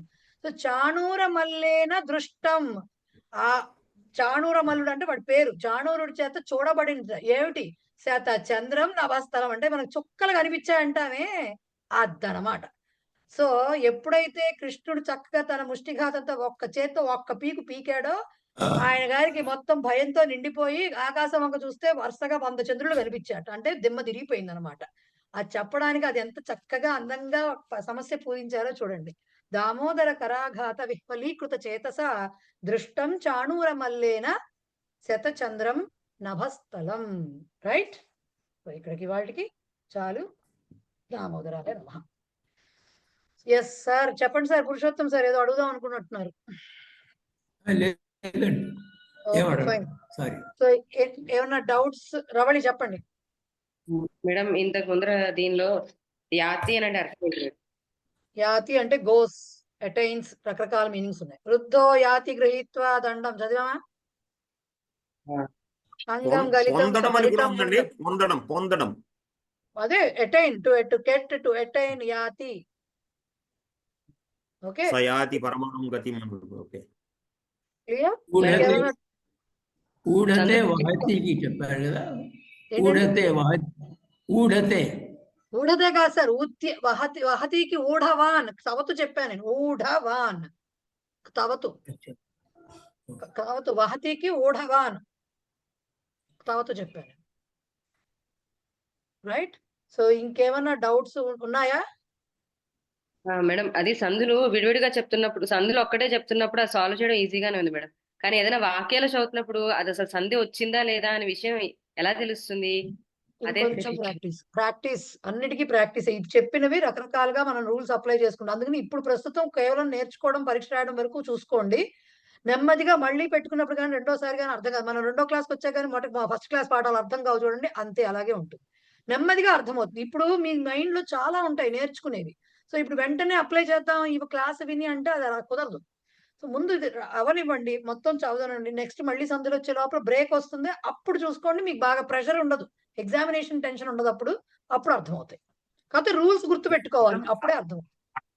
అఖండానందం అన్నది సమాసం అండి, సమస్తం కదా, సమాస్పదం కదా, సమస్త పదం. Okay okay right. వేరే వేరేనా? సమాసం అంటేనే సమస్త పదం అంటే ఏంటంటే సమాసం చేస్తే వచ్చే పదం, ఏకంగా వచ్చే పదం అండి. ఓకే, దాన్ని ఏదైతే ఇప్పుడు కలపకుండా విడివిడిగా చెప్పేది కాకుండా మొత్తంగా ఒకే పెద్ద పదం కింద చెప్పేది సమస్త పదం అంటారు. దాన్ని సమాసం చేస్తే వచ్చే పదాన్ని సమస్త పదం అంటారు. రైట్? సో ఇంకేమైనా డౌట్స్ ఉంటే థర్స్డే క్లాస్ లో చూద్దాం. ఇవాళకి క్లోజ్ చేసేద్దాం. రైట్? ఏకతా మంత్రం అండ్ శాంతి మంత్రం పాడేసేయండి ఎవరో ఒకళ్ళు ఫాస్ట్. సంధిలో కూడా రెండు పదాలు కలిసి ఒకటి అవుతుంది కదా, దానికి దీనికి తేడా ఏంటి? నేను కోవిదాలో చెప్తా సార్, దానికి దీనికి తేడా అప్పటి వరకు చెప్పను. ఓకే, ఎవరైనా పాడతారా, నన్ను పాడమంటారా? పాడేసేయండి మళ్ళీ. సరే, టైం లేదు, 1 minute కూడా లేదు. Okay okay. ఏకతా మంత్ర.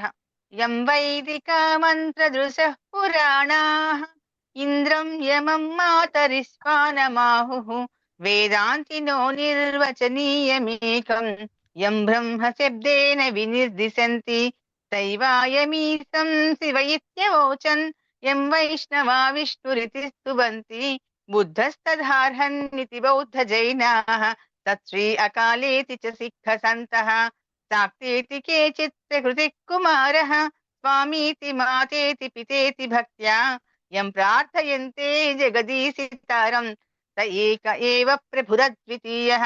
శాంతి మంత్రః. ఓం సర్వే భవంతు సుఖినః, సర్వే సంతు నిరామయాః, సర్వే భద్రాణి పశ్యంతు, మా కచ్చిద్ దుఃఖ భాగ్ భవేత్. ఓం శాంతి.